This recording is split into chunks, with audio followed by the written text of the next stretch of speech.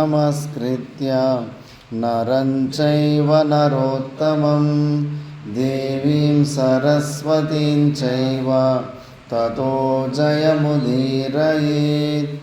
ಓಂ ಶಾಂತಿ ಶಾಂತಿ ಶಾಂತಿ.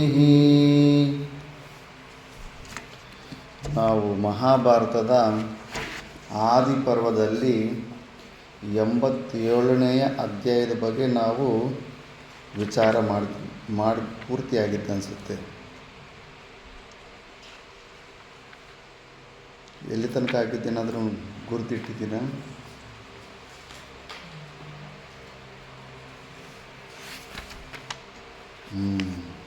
87ನೇ 81ನೇ ಅಧ್ಯಾಯ 81 ಮಾಡಬೇಕು. ಇನ್ನು ದೇವಯಾನಿಗೆ ಪುತ್ರರಾಗಿರಲಿಲ್ಲ. ಮದುವೆ ಮಾತ್ರ ಆಯಿತು.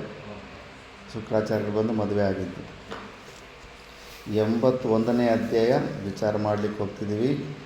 ಈ ಅಧ್ಯಾಯದಲ್ಲಿ ಮುಖ್ಯವಾಗಿ ಯಯಾತಿ ದೇವಯಾನಿಗಳಿಗೆ ಮಕ್ಕಳು ಹುಟ್ಟುವುದು ಮತ್ತು ಶರ್ಮಿಷ್ಠಿ ಯಯಾತಿಯರಿಂದ ರಹಸ್ಯದಿಂದ ಕುರುರಾಜ ಹುಟ್ಟೋದು ಸ್ಟೋರಿ ಬರುತ್ತೆ.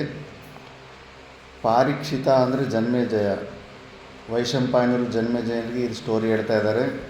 ಜನ್ಮೇಜಯ ಈ ಥರ ಸಚಿ ಸಮೇತನಾದ ಇಂದ್ರನನ್ನು ಹೋಲುತ್ತಿದ್ದ ಯಯಾತಿಯು ದೇವಯಾನಿಯಿಂದ ಕೂಡಿ ಚತುರಂಗ ಬಲ ಸಮೇತನಾಗಿ ತಾಳಮೇಳ ವಾದ್ಯಗಳೊಡನೆ ತನ್ನ ಪಟ್ಟಣವನ್ನು ಪ್ರವೇಶಿಸಿದನು.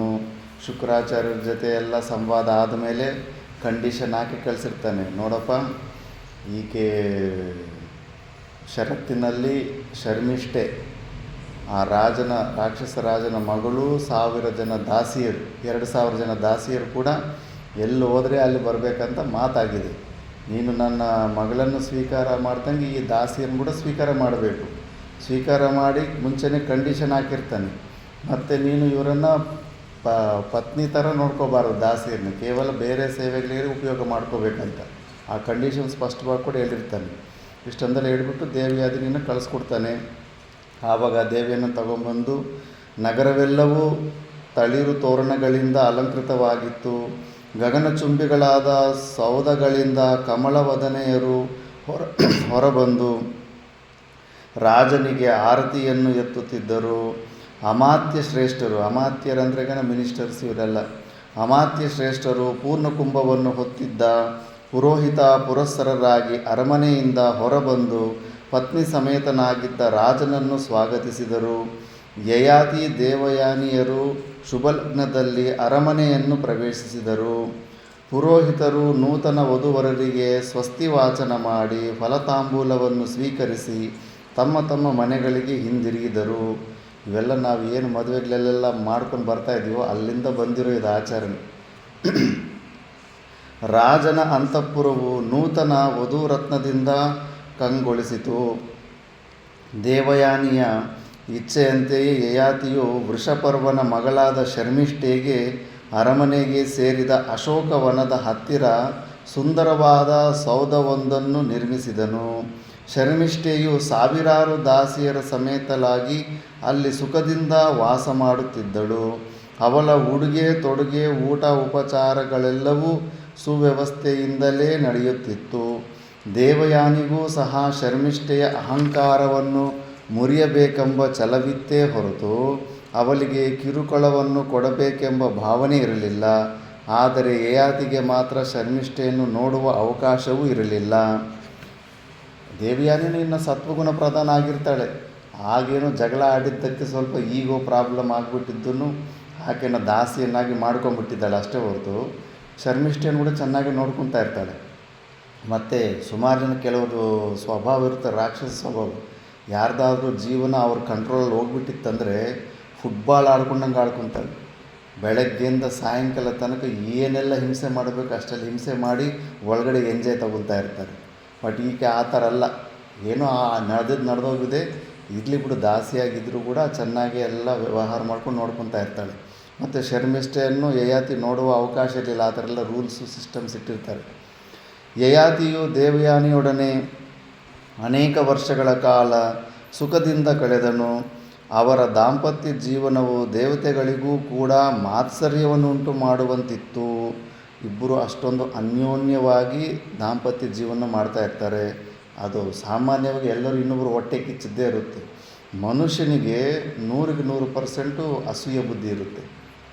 ನಮ್ಮೆಲ್ಲರಿಗೂ ಇರುತ್ತೆ. ಅದು ನಮಗೆ ಗೊತ್ತಿರೋದಿಲ್ಲ ಅಷ್ಟೇ, ನಮಗಿಲ್ಲ ಅಂತ ನಾವು ಅಂದ್ಕೊತೀವಿ.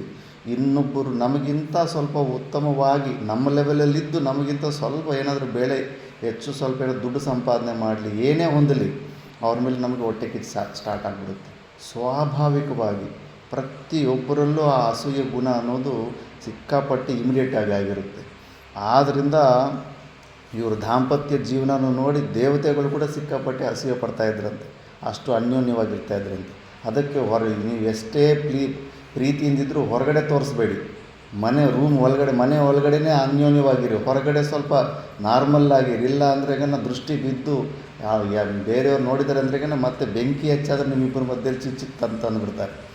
ಆದ್ದರಿಂದ ಸ್ವಲ್ಪ ಸಾಧನೆಗಳು ಸುಮಾರೆಲ್ಲ ಸೀಕ್ರೆಟಾಗಿ ಇರಬೇಕು. ಇನ್ನೊಬ್ಬರಿಗೆ ಹೊಟ್ಟೆ ಕಿಚ್ಚು ಅಸೂಯೆಯನ್ನು ತರಿಸೋ ಥರ ಕೂಡ ನಾವು ವ್ಯವಹಾರ ಇರಬಾರ್ದು. ಇದ್ದರೆ ನಮಗೆ ಹಾನಿ.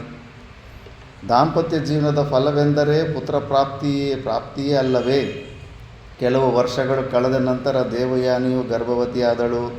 ಶುಭ ಮುಹೂರ್ತದಲ್ಲಿ ಸರ್ವಾಂಗ ಸುಂದರವಾದ ಗಂಡು ಮಗುವನ್ನು ಪ್ರಸವಿಸಿದಳು. ಸಾಮಾನ್ಯವಾಗಿ ಪುರುಷರೇ ಆಗಲಿ ಸ್ತ್ರೀಯರೇ ಆಗಲಿ ಇಬ್ಬರೂ ಜೊತೆಗಾರರಲ್ಲಿ ಒಬ್ಬರಿಗೆ ಮದುವೆಯಾದರೆ ಅಥವಾ ಮಕ್ಕಳಾದರೆ ಮತ್ತೊಬ್ಬರಿಗೆ ತಮಗೂ ಮದುವೆಯಾಗಲಿಲ್ಲವಲ್ಲ ಅಥವಾ ಮಕ್ಕಳಾಗಲಿಲ್ಲವಲ್ಲ ಎಂಬ ಚಿಂತೆಯುಂಟಾಗುವುದು ಸಹಜ ಸಾಮಾನ್ಯ ಮನುಷ್ಯರಿಗೆ. ಈಗ ಶರ್ಮಿಷ್ಠೆಗೂ ಒಳಗಡೆಯಿಂದ ಒಂದು ಇಚ್ಛೆ ಸ್ಟಾರ್ಟ್ ಆಗಿಬಿಡುತ್ತೆ. ತನ್ನ ಜೊತೆಗಾತಿಯಾದ ದೇವಯಾನಿಗೆ ಮದುವೆಯಾಗಿ ಮಕ್ಕಳಾದ ನಂತರವೂ ತಾನು ಮದುವೆಯೇ ಇಲ್ಲದೆ ಇರುವನೆಂಬ ಚಿಂತೆಯು ಶರ್ಮಿಷ್ಠೆಗುಂಟಾಗುವುದರಲ್ಲಿ ಆಶ್ಚರ್ಯವೇನೂ ಇಲ್ಲ. ಎಲ್ಲರಿಗೂ ಸಾಮಾನ್ಯರಿಗೆ ಆಗುತ್ತಂದರೆ ಆಕೆಗೂ ಆಗುತ್ತೆ. 1000 ವರ್ಷಗಳು ಕಳೆದ ನಂತರ ಋತುಸ್ನಾನ ಮಾಡಿ ಶರ್ಮಿಷ್ಠೆಯು ತನ್ನಲ್ಲಿ ಯೌವನವು ಆವಿರ್ಭವಿಸುವುದನ್ನು ಕಂಡುಕೊಂಡು ತನ್ನ ಅರಮನೆಯ ಪಕ್ಕದಲ್ಲಿದ್ದ ಸರೋವರದ ಸಮೀಪದಲ್ಲಿ ಕುಳಿತು ಸೂರ್ಯನ ಕಿರಣಗಳ ಸ್ಪರ್ಶದಿಂದ ಅರಳಿದ್ದ ಕಮಲ ಪುಷ್ಪಗಳನ್ನೇ ದಿಟ್ಟಿಸಿ ನೋಡುತ್ತಾ ತನ್ನಲ್ಲಿಯೇ ಮಾತನಾಡಿಕೊಳ್ಳುತ್ತಿದ್ದಳು. ಋತುಮತಿಯಾಗಿದ್ದೇನೆ, ಆದರೆ ನಾನಿನ್ನೂ ಅವಿವಾಹಿತಳು. ನನಗೆ ಎಂತಹ ದುರವಸ್ಥೆಯುಂಟಾಯಿತು? ರಾಜಪುತ್ರಿಯಾದ ನನಗೆ ಇಂತಹ ದುರವಸ್ಥೆಯೇ? ಮಾಡಿದ ಪಾಪಕ್ಕೆ ತಕ್ಕ ಫಲವನ್ನು ಅನುಭವಿಸಬೇಕಾದದ್ದೇನೋ ನಿಜ. ಅಂತೆಯೇ ದೇವಯಾನಿಗೆ ದಾಸಿಯಾಗಿದ್ದೇನೆ. ದೇವಯಾನಿಯ ದಾಸಿಯಾದ ಮಾತ್ರಕ್ಕೆ ವಿವಾಹವಾಗಬಾರದೆ? ದಾಂಪತ್ಯ ಸುಖವನ್ನು ಅನುಭವಿಸಬಾರದೆ?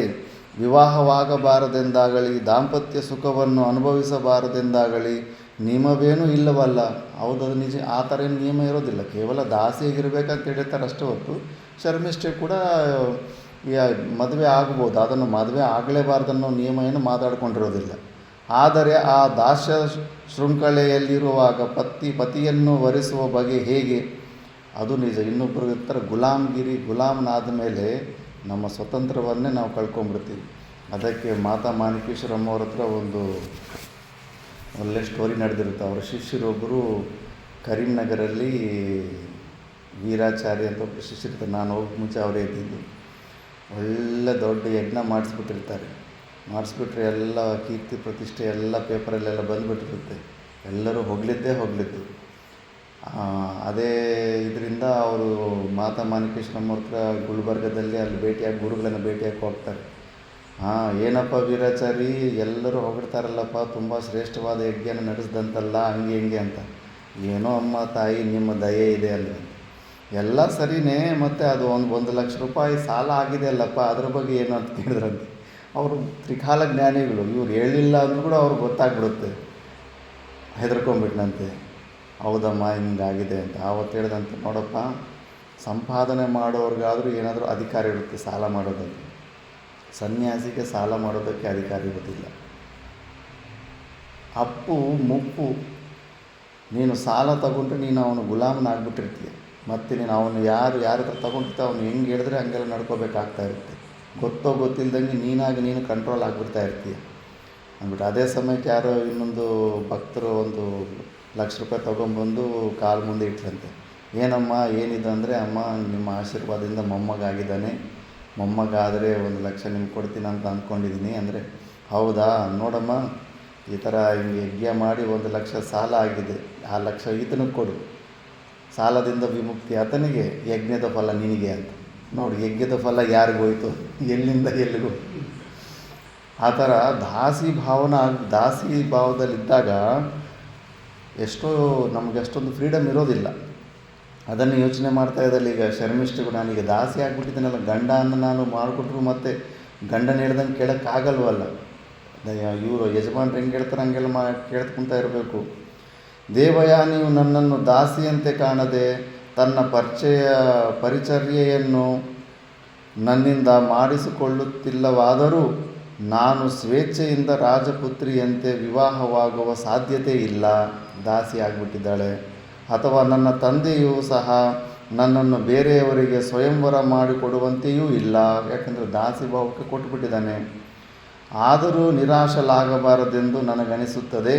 ಈ ಸಮಯದಲ್ಲಿ ನನ್ನ ಕರ್ತವ್ಯವೇನೆಂಬುದನ್ನು ಸುದೀರ್ಘವಾಗಿ ಯೋಚಿಸಬೇಕಾಗಿದೆ ಮತ್ತು ಹೇಗಾದರೂ ಮಾಡಿ ನನ್ನ ಮನಸ್ಸಿನ ಆಶಯವನ್ನು ಈಡೇರಿಸಿಕೊಳ್ಳಬೇಕು. ನನ್ನ ಗೆಳತಿಯಾದ ದೇವಯಾನಿಯು ಪುತ್ರವತಿಯಾದಳು, ನನ್ನ ಯೌವನವು ಮಾತ್ರ ವ್ಯರ್ಥವಾಗಿ ಹೋಗುತ್ತಿದೆ. ಈಗ ನನಗುಳಿದಿರುವುದು ಒಂದೇ ಒಂದು ಮಾರ್ಗ. ನನ್ನ ಗೆಳತಿಯು ಅಥವಾ ಸ್ವಾಮಿನಿಯು ಹೇಗೆ ಯಯಾತಿಯನ್ನು ಪತಿಯನ್ನಾಗಿ ವರಿಸಿದಳೋ ಅಂತೆಯೇ ನಾನೂ ಸಹ ಅವನನ್ನೇ ಪತಿಯನ್ನಾಗಿ ವರಿಸಬೇಕು. ಇಲ್ಲಿ ಬಿತ್ತು ಬಾಂಬ್. ಆಕೆಯನ್ನು ದೇವಯಾನಿ ಈಕೆಗೆ ಅಹಂಕಾರ ಕಡಿಮೆ ಮಾಡಬೇಕಂದ್ಬಿಟ್ಟು ದಾಸಿಯಾಗಿ ಮಾಡಿಕೊಂಡ್ಳು. ಈಗ ದಾಸಿಗೆ ಏನು ಯೋಚನೆ ಬರ್ತಾಯಿದೆ, ಅವಳ ಗಂಡನ ಮೇಲೇ ಕಣ್ಣು ಬಿದ್ದಿದೆ, ಯಯಾತಿ ಮೇಲೇ ಕಣ್ಣು ಬಿದ್ದಿದೆ. ಹಂಗೆ ಇರುತ್ತೆ. ನಾವು ಇನ್ನೊಬ್ಬರ ಮೇಲೆ ಸೇಡು ತೀರಿಸ್ಕೋಬೇಕಂತ ಅವ್ರ ಜೀವನ ಜೊತೆ ಆಟ ಆಡ್ಕೊಳಕ್ಕೆ ಹೋದರೆ ನಾವೇ ಅವ್ರಿಗೆ ಬಲಿಯಾಗೋಗ್ಬಿಟ್ಟಿರ್ತೀವಿ. ರಾಜನು ನನಗೆ ಪುತ್ರ ಫಲವನ್ನು ದಯಪಾಲಿಸುವನೆಂದು ನನ್ನ ಅಂತರಾತ್ಮವು ಹೇಳುತ್ತಿದೆ. ಅವನು ನನ್ನ ಪ್ರಾರ್ಥನೆಯನ್ನು ತಿರಸ್ಕರಿಸಲಾರನು, ಆದರೆ ಅವನನ್ನು ಏಕಾಂತದಲ್ಲಿ ಸಂದರ್ಶಿಸುವ ಬಗೆ ಹೇಗೆ ಅಂತ ಈ ಥರ ಯೋಚನೆ ಮಾಡ್ತಾ ಇರ್ತಾಳೆ. ಆವಾಗ ಜನಮೇಜಯ, ಶರ್ಮಿಷ್ಠೆಯು ಅಶೋಕವನದಲ್ಲಿ ಕುಳಿತು ಈ ರೀತಿಯಲ್ಲಿ ಯೋಚಿಸುತ್ತಿರುವಾಗಲೇ ಯಯಾತಿಯು ದೈವಯೋಗದಿಂದ ಅಶೋಕವನದ ಸಮೀಪಕ್ಕೆ ಬಂದು ಅಲ್ಲಿ ಏಕಾಕಿನಿಯಾಗಿದ್ದ ಶರ್ಮಿಷ್ಠೆಯನ್ನು ಕಂಡನು. ದೈವ ಸಂಕಲ್ಪನೂ ಹಂಗೆ ಇರುತ್ತೆ. ನೆನೆದವರು ಮನದಲ್ಲಿ ಎಂಬಂತೆ ತಾನು ಸ್ಮರಿಸುತ್ತಿದ್ದ ಯಯಾತಿಯೇ ಎದುರಿನಲ್ಲಿ ಬಂದು ನಿಂತಿರಲಾಗಿ ಚಾರುಹಾಸಿನಿಯಾದ ಶರ್ಮಿಷ್ಠೆಯು ನಸುನಗುತ್ತಾ ರಾಜನ ಸಮೀಪಕ್ಕೆ ಧಾವಿಸಿ ನಮ್ರತೆಯಿಂದ ಹೇಳಿದಳು, ಮಹಾರಾಜ, ಇತ್ತಲಾಗಿ ವಿಜಯ ಮಾಡಿರಿ ಎಂದು ವಿನೀತಳಾಗಿ ಹೇಳಿ ಅಶೋಕವನದಲ್ಲಿದ್ದ ಲತಾಗೃಹಕ್ಕೆ ಯಯಾತಿಯನ್ನು ಕರೆದೊಯ್ದು ಕುಳ್ಳಿರಿಸಿ ವಿನಮ್ರಳಾಗಿ ಹೇಳಿದಳು. ಚಂದ್ರ, ಇಂದ್ರ, ವಿಷ್ಣು, ಯಮ, ವರುಣ ಮತ್ತು ಯಯಾತಿ ಇವರ ಅರಮನೆಯಲ್ಲಿರುವ ಸ್ತ್ರೀಯರನ್ನು ಪರಪುರುಷರು ಯಾವ ಕಾರಣದಿಂದಲೂ ಯಾವಾಗಲೂ ನೋಡುವುದಕ್ಕೆ ಸಾಧ್ಯವಾಗುವುದಿಲ್ಲ. ಅಷ್ಟು ಸ್ಟ್ರಿಕ್ಟಾಗಿರುತ್ತೆ ಅವರದೆಲ್ಲ ರಾಜರ ಪ್ರೊಟೆಕ್ಷನ್ನು. ಅಂತೆಯೇ ನಾನು ಸಹ ನಿನ್ನ ಅರಮನೆಯಲ್ಲಿ ಸುರಕ್ಷಿತಲಾಗಿದ್ದೇನೆ. ನನ್ನ ರೂಪ, ಗುಣ, ಶೀಲ ಮತ್ತು ಮನೆತನಗಳ ವಿಷಯಗಳೆಲ್ಲವೂ ನಿನಗೆ ಕೂಲಂಕುಷವಾಗಿ ತಿಳಿದಿವೆಯಲ್ಲವೇ? ಇಂದು ನಾನು ನಿನ್ನನ್ನು ಯಾಚನೆ ಮಾಡಲು ಸಂಕಲ್ಪಿಸಿದ್ದೇನೆ. ನನ್ನ ಪ್ರಾರ್ಥನೆಯನ್ನು ಧರ್ಮಾತ್ಮನಾದ ನೀನು ನಡೆಸಿಕೊಡು ಎಂಬ ಭರವಸೆ ಇದೆ. ರಾಜನು ಕೇಳುತ್ತಾ ಕುಳಿತಿದ್ದನು. ಕ್ಷಣಕಾಲ ಸ್ತ್ರೀ ಸಹಜವಾದ ನಾಚಿಕೆಯಿಂದ ಸುಮ್ಮನಿದ್ದ ಶರ್ಮಿಷ್ಠೆಯು ತನ್ನ ಮಾತನ್ನು ಮುಂದುವರಿಸಿ ಕೇಳಿದಳು. ನಾನು ಮತ್ತು ನನ್ನ ಸ್ವಾಮಿನಿಯಾದ ದೇವಯಾನಿಯು ನಿನ್ನ ಅರಮನೆಗೆ ಜೊತೆಯಲ್ಲಿಯೇ ಬಂದೆವು. ಅವಳಿಗಾಗಲೇ ತನ್ನ ಯೌವನದ ಪ್ರಯೋಜನವನ್ನು ಅಂದರೆ ಮಕ್ಕಳಾಗುವುದರ ಮೂಲಕವಾಗಿ ಪಡೆದುಕೊಂಡು ಬಿಟ್ಟಿರುವಳು. ನನ್ನ ಯೌವನವು ವೃಥವಾಗಿ ಹೋಗುತ್ತಿದೆ ಮಹಾರಾಜ. ಆದ್ದರಿಂದ ನನ್ನ ಋತುಕಾಲವು ಸಫಲವಾಗುವಂತೆ ಮತ್ತು ನನ್ನ ಯೌವನವು ವ್ಯರ್ಥವಾಗದಂತೆ ನಡೆದುಕೊಳ್ಳಬೇಕಾಗಿ ಪ್ರಾರ್ಥಿಸುತ್ತೇನೆ. ಸತ್ಕುಲ ಪ್ರಸೂತಲಾದ ಯುವತಿಯೊಬ್ಬಳು ಬಂದು ಧರ್ಮ ಮೂಲಕವಾಗಿ ಪ್ರಣಯ ಭಿಕ್ಷೆಯನ್ನು ಕೇಳಿದರೆ ಇಲ್ಲವೆನ್ನುವುದು ಪುರುಷರಿಗೆ ಬಹಳ ಕಷ್ಟವೇ ಆಗುತ್ತದೆ. ಒಬ್ಬಳಿರುವಾಗ ಮತ್ತೊಬ್ಬಳನ್ನು ಮದುವೆಯಾಗುವ ವಿಷಯವಾಗಿ ರಾಜನು ಯೋಚಿಸಬೇಕಾಗಿಲ್ಲ. ರಾಜನೋ ಬಹುವಲ್ಲಭಃ, ಎಲ್ಲ ಶಾಸ್ತ್ರ ಕೂಡ ಹೇಳ್ತಾ ಇದ್ದಾಳೆ. ರಾಜರಿಗೆ ಅನೇಕ ಪತ್ನಿಯರಿರ್ಬೋದು ಅಂತ ಶಾಸ್ತ್ರ ಪ್ರಮಾಣ ಇದೆ. ರಾಜರಿಗೆ ಅನೇಕ ಪತ್ನಿಯರಿರುವುದು ಅಸ್ವಾಭಾವಿಕವಾಗಿರಲಿಲ್ಲ. ಆದರೆ ಹಿಂದೆ ಶುಕ್ರರು ಯಯಾತಿಗೆ ಬಹು ಸ್ಪಷ್ಟವಾಗಿ ಹೇಳಿದ್ದರು, ಇವೆಲ್ಲ ಆಗ್ತಾವಂತಲೇ ಶುಕ್ರಾಚಾರ್ಯರು ಮುಂಚೆನೇ ವಾರ್ನಿಂಗ್ ಕಟ್ಟಿದ್ರು. ವೃಷಪರ್ವನ ಮಗಳಾದ ರಾಜಕುಮಾರಿಯಾದ ಈ ಶರ್ಮಿಷ್ಠೆಯು ನನ್ನ ಮಗಳ ಜೊತೆಯಲ್ಲಿಯೇ ನಿನ್ನ ಅರಮನೆಗೆ ಬರುವಳು. ಇವಳನ್ನು ನೀನು ಯಾವಾಗಲೂ ಆಧರಿಸಬೇಕು. ಯಾವ ಕಾರಣದಿಂದಲೂ ನೀನು ಇವಳನ್ನು ಅನಾದರಣೆ ಮಾಡಬಾರದು. ಆದರೆ ಇವಳೊಡನೆ ನೀನು ಸಂಘವನ್ನು ಮಾತ್ರ ಮಾಡಬಾರದು. ಯಾಕಂದರೆ ರಾಜರ ದಾಸಿ ಅಂದರೆ ದಾಸಿಯವರು ಕೂಡ ಹೆಂಡತಿಯರ ಥರನೇ ವರ್ತನೆ ಇರುತ್ತೆ. ಶ್ರೀರಾಮಚಂದ್ರ ಪ್ರಭುಗಳು ದಶರಥನ 3 ಜನ ಹೆಂಡತಿಗಳೇ ಅಲ್ಲ, ಅವರು ದಶರಥನ ದಾಸಿಯರನ್ನು ಕೂಡ ತಾಯಿಯಿಂದರ ಥರನೇ ನೋಡ್ಕೊತಾ ಇದ್ದ. ಆ ಥರ ಇತ್ತು ಆಗಿನ ಸಮಯದಲ್ಲಿ ದೇಶಕಾಲ ಪರಿಸ್ಥಿತಿಗಳ ನಿಯಮ. ಈ ಥರ ಮುಂಚೆನೇ ಅವರು ಶುಕ್ರಾಚಾರ್ಯರು ಮಾಡಿರೋ ಕಂಡೀಷನ್ ನೆನಪು ಬರುತ್ತೆ. ಮತ್ತು ಶುಕ್ರಾಚಾರ್ಯರಿಗೆ ಯಾರೇ ಆಗಲಿ ಹೆದರಲೇಬೇಕಾಗುತ್ತೆ. ಇವಳನ್ನು ಈ ಥರ ಹೇಳಿರ್ತಾನೆ, ಆದರೆ ಇವಳೊಡನೆ ನೀನು ಸಂಗಮವನ್ನು ಮಾಡಬಾರದು ಎಂದು ಮಾತುಗಳು ಯಯಾತಿಯ ಕಿವಿಗಳಲ್ಲಿ ಪ್ರತಿಧ್ವನಿಸುತ್ತಿದ್ದವು. ಆ ವಿಷಯವನ್ನೇ ಯಯಾತಿ ಶರ್ಮಿಷ್ಠೆಯೊಡನೆಯೇ ಹೇಳಿದನು. ಶರ್ಮಿಷ್ಠೆ, ನೀನು ಸತ್ಕುಲ ಪ್ರಸೂತಳು ಮಾತ್ರವಲ್ಲದೆ ಸರ್ವಾಂಗ ಸುಂದರಿಯೂ ಆಗಿರುವೆ. ನಿನ್ನಲ್ಲಿ ಸೂಜಿಯ ಮೊನೆಯಷ್ಟು ದೋಷವನ್ನು ಎಣಿಸಲು ಸಾಧ್ಯವಿಲ್ಲ. ಆದರೆ ನಾನು ಮಾತ್ರ ನಿರುಪಾಯನಾಗಿದ್ದೇನೆ. ಶುಕ್ರರು ಆಜ್ಞೆಯು ನಿನಗೆ ತಿಳಿಯದೆ ಶುಕ್ರರು ಆವತ್ತು ಕಂಡೀಷನ್ ಹಾಕಿ ಕಳಿಸಿದ, ನಿನಗೆ ಗೊತ್ತಿಲ್ವೇನು ಅಂತ. ಆವಾಗ ಇನ್ನೂ ಮತ್ತೆ ಶಾಸ್ತ್ರ ಹೇಳ್ತಾಳೆ, ಮಹಾರಾಜ, ಸತ್ಯ ಪರಿಪಾಲನವೆಂಬುದು ರಾಜನ ಮುಖ್ಯ ಕರ್ತವ್ಯಗಳಲ್ಲೊಂದು. ಆದರೆ ಕೆಲವು ವಿಷಯಗಳಲ್ಲಿ ಅಸತ್ಯವನ್ನಾಡಿದರೆ ದೋಷವಿಲ್ಲವೆಂದು ಜ್ಞಾನಿಗಳು ಹೇಳುತ್ತಾರೆ. ಇದು ನಮ್ಮ ತಾತ ಮುತ್ತಾತರಲ್ಲಿ ಈ ಡೈಲಾಗ್ ಹೇಳಿದ್ದಾರೆ. ಅದು ಮಹಾಭಾರತನೇ ಮೂಲ. ನಮಗೆ ಗೊತ್ತಿಲ್ಲ ನೋಡು. ನಮ್ಮ ಭಾರತ ದೇಶದ ಜೀವನದಲ್ಲಿ ಇವೆಲ್ಲ ಎಷ್ಟೋ ಸತಿ ಕೇಳ್ತೀವಲ್ಲ, 1000 ಸುಳ್ಳು ಹೇಳಾದರೂ ಒಂದು ಮದುವೆ ಮಾಡಬೇಕನ್ನೋದು. ಅದು ಮೈನ್ ಶಾಸ್ತ್ರ ಪ್ರಮಾಣ ಇದೆ ಅದಕ್ಕೆ. ಈಗ ಆ ಶ್ಲೋಕ ಹೇಳ್ತಾರೆ, ನಾ ನರ್ಮಯುಕ್ತಂ ವಚನಂ ಹಿನಸ್ತಿ ನ ಸ್ತ್ರೀಷು ರಾಜನ್ನ ವಿವಾಹ ಕಾಲೇ ಪ್ರಾಣತ್ಯಯೇ ಸರ್ವಧನಾಪಹಾರೇ ಪಂಚಾನೃತಾನ್ ಯಾಹುರ್ ಪಾತಕಾನಿ. 5 ಸಮಯದಲ್ಲಿ ಸುಳ್ಳು ಹೇಳ್ಬೋದಂತ ಶಾಸ್ತ್ರ ಪರ್ಮಿಷನ್ ಕೊಡುತ್ತೆ. ಎಲ್ಲೆಲ್ಲಿ ಅಂದರೆ, ಹಾಸ್ಯಕ್ಕಾಗಿ ಸುಳ್ಳು ಹೇಳಬಹುದು. ಜೋಕ್ಸ್ ಮಾಡುವಾಗ ಹಾಸ್ಯ ಇನ್ನೊಬ್ಬರು ನಗಿಸೋ ಉದ್ದೇಶನಿದ್ದಾಗ ಜೋಕ್ಸಲ್ಲೆಲ್ಲ ಆ ಥರ ಸುಳ್ಳು ಹೇಳ್ಬೋದಂತೆ. ಸ್ತ್ರೀಯರೊಡನೆ ವಿಹರಿಸುವಾಗ ಅವರಿಗೆ ಸಂತೋಷವನ್ನುಂಟು ಮಾಡುವುದಕ್ಕಾಗಿ ಸುಳ್ಳು ಹೇಳಬಹುದು. ಮತ್ತು ವಿವಾಹ ಸಂದರ್ಭದಲ್ಲಿಯೂ ಸುಳ್ಳು ಹೇಳಬಹುದು. ತಾತ ಮುತ್ತಾತರು ಹೇಳ್ತಾ ಇದ್ದಾರಲ್ಲ, ವಿವಾಹ ವಿಷಯದಲ್ಲೂ ಕೂಡ ಏನೋ ಒಂದು ಮಾಡಿ ವಿವಾಹ ಮಾಡಿಸ್ಬಿಡುವ ಸುಳ್ಳು ಹೇಳ್ಬೋದಂತೆ.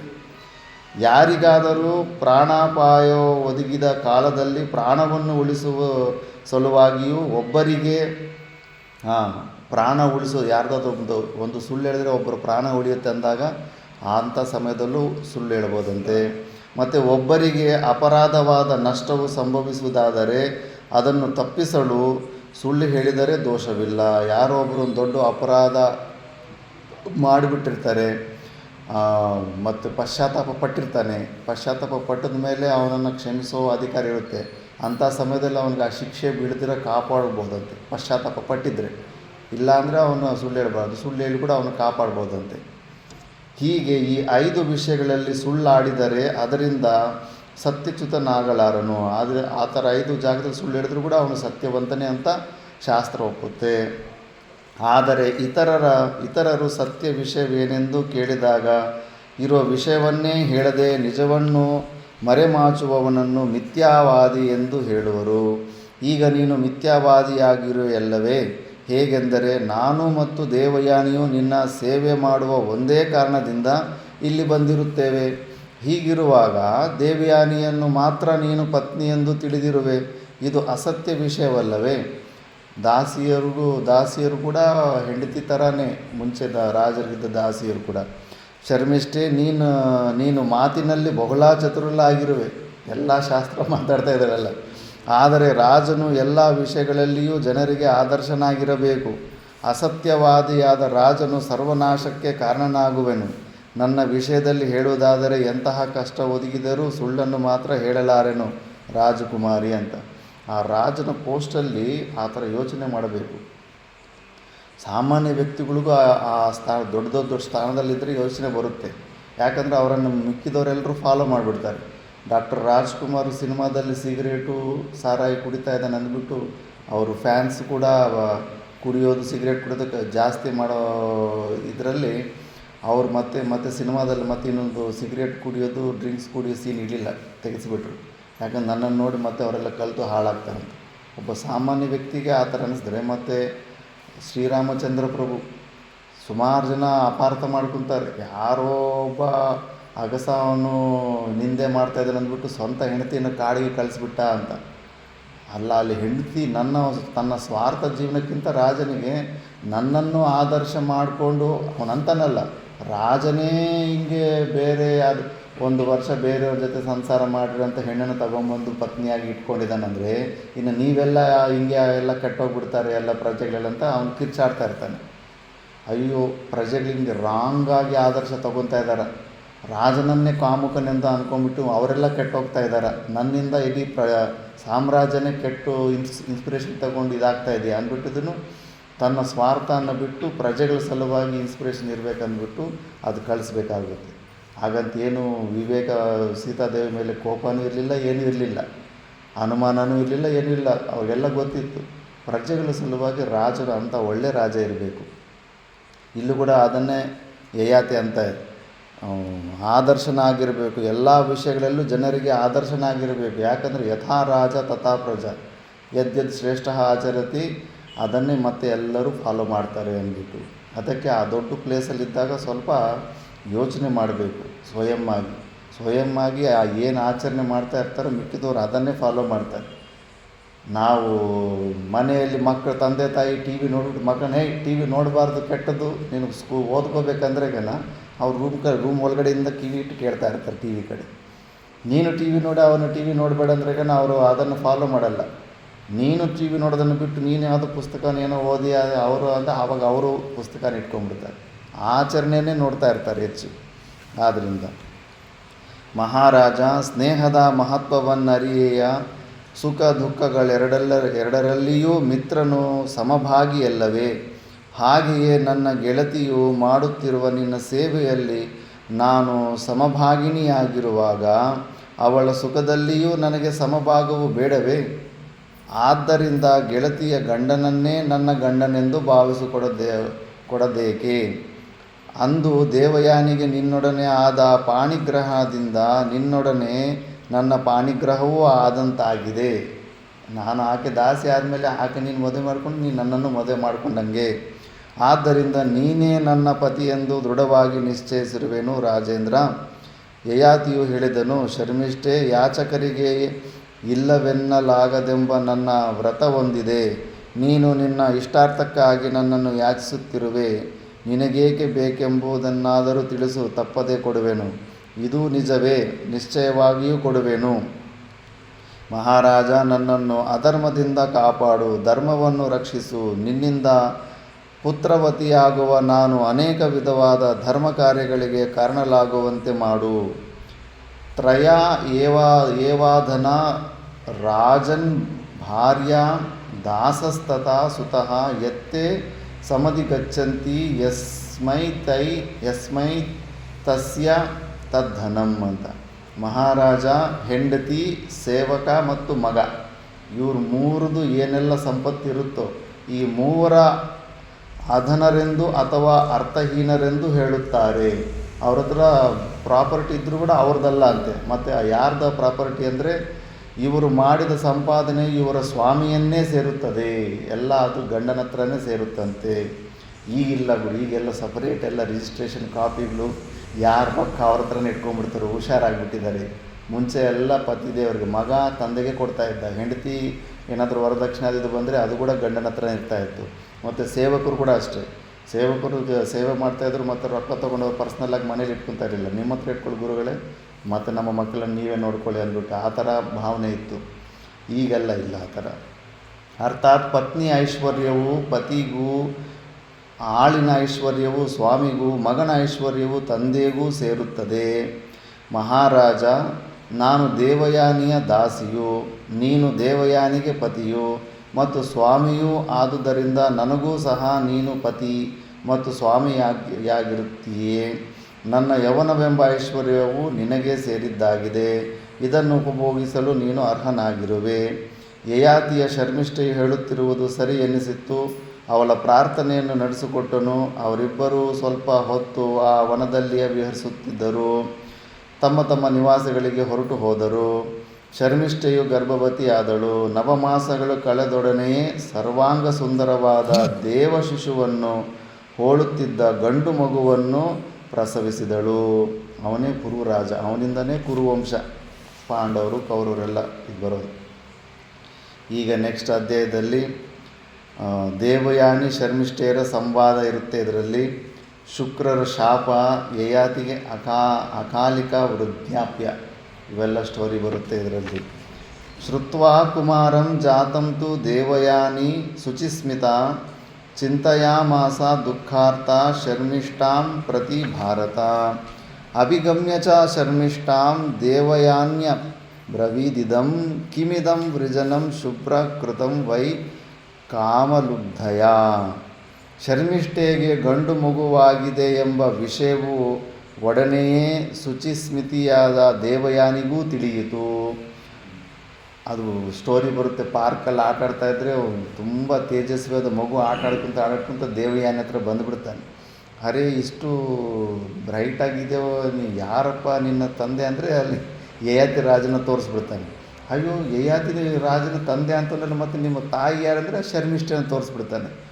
ಆವಾಗ ದೇವಯಾನಿಗೆ ಹೃದಯ ಹೊಡೆದೋಗ್ಬಿಡುತ್ತೆ. ಅವಳು ಶರ್ಮಿಷ್ಠೆಯ ವ್ಯವಹಾರದಿಂದ ದುಃಖಾರ್ಥಲಾಗಿ ಶರ್ಮಿಷ್ಠೆಯ ಬಳಿಗೆ ಹೋಗಿ ಕೇಳಿದಳು, ಶುಭ್ರೂ ಕಾಮಪಿಪಾಸೆಯೇ, ತೃಪ್ತಿಗಾಗಿ ಇಂತಹ ಪಾಪ ಕಾರ್ಯವನ್ನು ಮಾಡಿದೆಯಾ? ಶರ್ಮಿಷ್ಠೆಯು ಉತ್ತರಿಸಿದಳು. ಫಸ್ಟು ಗೊತ್ತಿರಲ್ಲ ಅನಿಸುತ್ತೆ, ಫಸ್ಟು ಯಾರ್ದೋ ಮಗು ಅಂತ ಅಂದ್ಕೊಂಡಿರ್ತಾಳೆ.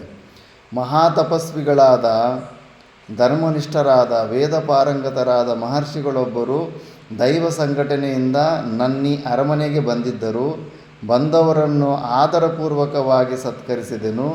ನನ್ನ ಸೇವೆಯಿಂದ ತೃಪ್ತರಾದ ಆ ಮಹರ್ಷಿಗಳು ಯಾವುದಾದರೂ ವರವೊಂದನ್ನು ಕೇಳೆಂದರು. ಧರ್ಮಚ್ಯುತಲಾಗದ ರೀತಿಯಲ್ಲಿ ನನ್ನ ಆಕಾಂಕ್ಷೆಯನ್ನು ಪೂರೈಸಿಕೊಡಬೇಕೆಂದು ಕೇಳಿಕೊಂಡೆನು. ಅವರ ಅನುಗ್ರಹದ ಫಲವಾಗಿ ಈ ಗಂಡು ಮಗುವಿನ ಜನನವಾಯಿತು. ಆದ್ದರಿಂದ ನಾನು ಕಾಮತೃಪ್ತಿಗಾಗಿ ಪಾಪ ಕಾರ್ಯವನ್ನು ಮಾಡಿರುವೆನೆಂದು ಭಾವಿಸಬೇಡ. ಋಷಿಗಳಿಂದಲೇ ಈ ಮಗುವು ಹುಟ್ಟಿದೆ. ಈ ಮಾತನ್ನು ನಾನು ಸತ್ಯವಾಗಿ ಹೇಳುತ್ತಿದ್ದೇನೆ ಅಂತ ಹೇಳಿಬಿಡ್ತಾಳೆ ಶರ್ಮಿಷ್ಠೆ. ಮಹರ್ಷಿಗಳು ಬಂದಿದ್ದರೆಂದು ಕೇಳಿದೊಡನೆ ದೇವಯಾನಿಯ ಕೋಪವು ಇಳಿದು ಹೋಯಿತು. ಏಕೆಂದರೆ ತಪಸ್ವಿಗಳ ವಿಷಯದಲ್ಲಿ ಸಂಶಯ ಪಡುವಂತಿಲ್ಲ. ಆಗ ಹಂಗಿತ್ತು ಧರ್ಮ. ಆಗಲೂ ಅಷ್ಟೇ, ಈಗಲೂ ಅಷ್ಟೇ. ಗುರುಗಳ ವಿಷಯದಲ್ಲಿ ಯಾವುದೇ ಪ್ರಕಾರದಂಥ ನಕಾರಾತ್ಮಕವಾದಂಥ ಇದಿಟ್ಕೋಬಾರ್ದು. ಮಚ್ಚೇಂದ್ರನಾಥ್ ಅವರ ಶಿಷ್ಯರ ವಿಷಯದಲ್ಲಿ ಅಲ್ಲೂ ಒಂದು ಪ್ರಸಂಗ ಬರುತ್ತೆ. ಅವಧೂತರಾದಂಥ ದತ್ತಾತ್ರೇಯ ಭಗವಾನರು ಯಾವತ್ತು ವೇಶ್ಯರ ಪಕ್ಕದಲ್ಲಿ ಕೂತ್ಕೊಂಡಿರ್ತಾರೆ, ಸಾರಾಯಿ ಕುಡಿತಾ ಇರ್ತಾರೆ, ನಾಯಿಗಳ ಜೊತೆ ಮಲ್ಕೊಂಡಿರ್ತಾರೆ. ಅವೆಲ್ಲ ಉಪಾಧಿಗತ ದೋಷ ಇಟ್ಟು ನೋಡಿಬಿಟ್ಟು ಶ್ರದ್ಧೆ ಕಳ್ಕೊಂಡ್ರೆ ನಮಗೆ ಲಾಸ್ ಇರುತ್ತೆ. ಆದ್ದರಿಂದ ತಪಸ್ವಿಗಳ ವಿಷಯದಲ್ಲಿ ಸಂಶಯ ಪಡುವಂತಿಲ್ಲ. ಧರ್ಮವಿಹಿತವಲ್ಲದ ಕಾರ್ಯವನ್ನು ಅವರೆಂದೂ ಮಾಡುವುದಿಲ್ಲ. ಆಗ ಒಪ್ಕೊಂಡ್ಬಿಟ್ರೆ ವ್ಯಾಸ ಭಗವಾನರು ಹುಟ್ಟಿದ ರೀತಿಯನ್ನು ನೋಡಿಬಿಟ್ರೆ ಈಗಿನ ಲೋಕದಲ್ಲಿ ಏನಂತಾರೆ ಅವನನ್ನು ಅಷ್ಟೇ. ಮತ್ತು ಕೆಳಗಡೆ ಹಾಕಿ ತೊಳೆದು ಬಿಡ್ತಾರೆ. ಪರಾಶರ ಋಷಿ ವ್ಯಾಸ ಭಗವಾನನ್ನು ಹುಟ್ಟಿಸಿರೋ ರೀತಿಯನ್ನು ಏನಾದರೂ ಈಗ ಯಾರಾದರೂ ಆ ಕೆಲಸ ಮಾಡೋಕ್ಕೆ ಹೋದರೆ, ಬಟ್ ಆಗಿನ ಕಾಲದಲ್ಲಿ ಅಷ್ಟು ರೆಸ್ಪೆಕ್ಟ್ ಇತ್ತು. ಮಹಾನುಭಾವರು ಅವ್ರು ಏನು ಮಾಡಿದ್ರೂ ಕೂಡ ತಪ್ಪಾಗೋದಿಲ್ಲ ಅಂದ್ಬಿಟ್ಟು ಅಷ್ಟೊಂದು ಶ್ರದ್ಧೆ ಇತ್ತು. ಅದಕ್ಕೆ ಆ ಋಷಿಗಳ ಹೆಸರು ಕೇಳಿದ ತಕ್ಷಣ ತಣ್ಣಗಾಗ್ಬಿಡ್ತಾಳೆ. ದೇವಯಾನಿಯು ಮೃದು ಧ್ವನಿಯಿಂದ ಪುನಃ ಕೇಳಿದಳು, ಬ್ರಾಹ್ಮಣನ ಕುಲಗೋತ್ರಗಳು ತಿಳಿಯವೇ? ಅವನ ಕುಲಗೋತ್ರಗಳನ್ನು ತಿಳಿಯಲು ನಾನು ಬಯಸುತ್ತೇನೆ. ಮಹಾತಪಸ್ವಿಗಳ ಸೂರ್ಯ ಸಮಾನವಾದ ತೇಜೋ ರಾಶಿಯನ್ನು ನೋಡಿ ನೀವ್ಯಾರೆಂದು ಕೇಳಲು ನನಗಂತೂ ಧೈರ್ಯ ಉಂಟಾಗಲಿಲ್ಲ. ದೇವಿ, ತಪಸ್ವಿಗಳ ವಿಷಯದಲ್ಲಿ ಮೌನವಾಗಿದ್ದು ಸೇವೆ ಸಲ್ಲಿಸುವುದೇ ಉತ್ತಮವಲ್ಲವೇ? ನಿಜ, ಅವರ ಕೋಪಕ್ಕೆ ನಾವು ಗುರಿಯಾಗಬಾರದು. ನೀನು ಹೇಳಿದುದೆಲ್ಲ ನಿಜವಾಗಿ ಈ ಶಿಶುವು ವರ್ಣಜ್ಯೇಷ್ಠನಾದ ಮತ್ತು ಶ್ರೇಷ್ಠನಾದ ಬ್ರಾಹ್ಮಣನಿಂದ ಹುಟ್ಟಿದುದಾಗಿದ್ದರೆ ನನಗಾಗೋ ಕೋಪವೂ ಇಲ್ಲ ಶರ್ಮಿಷ್ಠೆ ಅಂತ ಶರ್ಮಿಷ್ಠೆ ಯಾವುದೋ ಒಂದು ಸುಳ್ಳು ಹೇಳಿಬಿಟ್ಟು ತಣ್ಣಗೆ ಮಾಡಿಬಿಡ್ತಾಳೆ. ದೇವಯಾನಿಗೆ ಸಮಾಧಾನವಾದ ಮೇಲೆ ಸಖಿಯರಿಬ್ಬರು ಸ್ವಲ್ಪ ಕಾಲ ಸಲ್ಲಾಪ ಮಾಡುತ್ತಿದ್ದ ತಮ್ಮ ತಮ್ಮ ಅಂತಃಪುರಗಳಲ್ಲಿ ತೆರಳಿದರು. ಶರ್ಮಿಷ್ಠೆಯು ಋಷಿಯು ಬಂದಿದ್ದ ವಾರ್ತೆಯನ್ನು ಹೇಳಿದಳೆ. ಹೊರತು ಬ್ರಾಹ್ಮಣನೆಂದು ಹೇಳಲಿಲ್ಲ. ದೇವಯಾನಿಯು ಋಷಿ ಎಂಬ ಪದಕ್ಕೆ ಬ್ರಾಹ್ಮಣನಿರಬಹುದೆಂದು ಕಲ್ಪನೆ ಮಾಡಿಕೊಂಡಳು. ಶರ್ಮಿಷ್ಠೆಯು ರಾಜನನ್ನೇ ಮನದಲ್ಲಿ ನೆನೆದು ಋಷಿ ಎಂದು ಹೇಳಿದುದರಲ್ಲಿ ಸುಳ್ಳು ಹೇಳಿದಂತೆಯೂ ಆಗಲಿಲ್ಲ. ಗೃಹಸ್ಥಾಶ್ರಮದಲ್ಲಿರೋರು ಕೂಡ ಋಷಿಗಳಾಗ್ಬೋದು, ಋಷಿ ಅನ್ನೋ ಟೈಟಲ್ ಬರುತ್ತೆ. ಏಕೆಂದರೆ ಯಯಾತಿಯು ಮಹಾತಪಸ್ವಿ ಎಂದು ರಾಜರ್ಷಿ ಎಂದು ಹೆಸರು ಪಡೆದಿದ್ದನು. ಅವನು ಬ್ರಹ್ಮ ಋಷಿ ಅಲ್ಲ, ರಾಜ ಋಷಿ. ಅವನು ಋಷಿನೇ, ರಾಜ ಋಷಿ. ಕಾಲಕ್ರಮದಲ್ಲಿ ದೇವಯಾನಿಗೆ ಯದು, ತುರ್ವಸು ಎಂಬ ಇಬ್ಬರು ಮಕ್ಕಳು, ಶರ್ಮಿಷ್ಠೆಗೆ ದೃಹ್ಯು, ಫಸ್ಟ್ ಅವನಿಗೆ ಪುರು ಅಂತ ಹೆಸರು ಬಂದಿರೋದಿಲ್ಲ, ದೃಹ್ಯು, ಅನು ಮತ್ತು ಪುರು, 3 ಜನ, ದೃಹ್ಯು, ಅನು, ಪುರು ಎಂಬ 3 ಮಕ್ಕಳು ಜನಿಸಿದರು ಶರ್ಮಿಷ್ಠೆಗೆ. ಯಯಾತಿ ದೇವಯಾನಿಯರು ಒಂದು ದಿನ ಸಂಜೆ ಅಶೋಕವನದಲ್ಲಿ ಬಹಳ ದೂರ ನಡೆದು ಹೋದರು. ಅವರು ಸ್ವಲ್ಪ ಕಾಲ ವಿಶ್ರಮಿಸಿಕೊಳ್ಳಬೇಕೆಂದು ನಿರ್ಧರಿಸಿದ್ದ ಸ್ಥಳದಲ್ಲಿಯೇ 3 ಮಂದಿ ಬಾಲಕರು ಆಟವಾಡುತ್ತಿದ್ದರು. ಆ ಬಾಲಕರಿಗೆ ಬೇರೆ ಕಡೆಗೆ ಬಂದು ಆಟವಾಡುತ್ತಿದ್ದೇವೆಂಬ ಭಾವನೆ ಇರಲಿಲ್ಲ. ತಮ್ಮ ಮನೆಯ ಆವರಣದಲ್ಲಿಯೇ ಆಟವಾಡುತ್ತಿದ್ದೇವೆಂಬ ನಂಬಿಕೆ ಇದ್ದಂತೆ ಭಾಸವಾಗುತ್ತಿತ್ತು. ಮಕ್ಕಳೆಲ್ಲರೂ ದೇವಕುಮಾರರಂತೆ ವಿರಾಜಿಸುತ್ತಿದ್ದರು. ಅವರನ್ನು ನೋಡಿ ದೇವಯಾನಿಗೆ ಬಹಳ ಆಶ್ಚರ್ಯವಾಯಿತು. ರಾಜನನ್ನು ಕೇಳಿದಳು, ಮಹಾರಾಜ, ಈ ಮಕ್ಕಳ್ಯಾರು? ದೇವತೆಗಳ ಮಕ್ಕಳಂತೆ ಇದ್ದಾರೆ. ಇವರು ನಿಶ್ಚಯವಾಗಿಯೂ ರೂಪಿನಲ್ಲಿಯೂ ಕಾಂತಿಯಲ್ಲಿಯೂ ನಿನ್ನನ್ನೇ ಹೋಲುತ್ತಿರುವರಲ್ಲ. ನಿನ್ನ ಹೋಲಿಕೆಗಳು ಕಾಣಿಸ್ತಾ ಇದ್ದಾವಲ್ಲ ಅಂತ.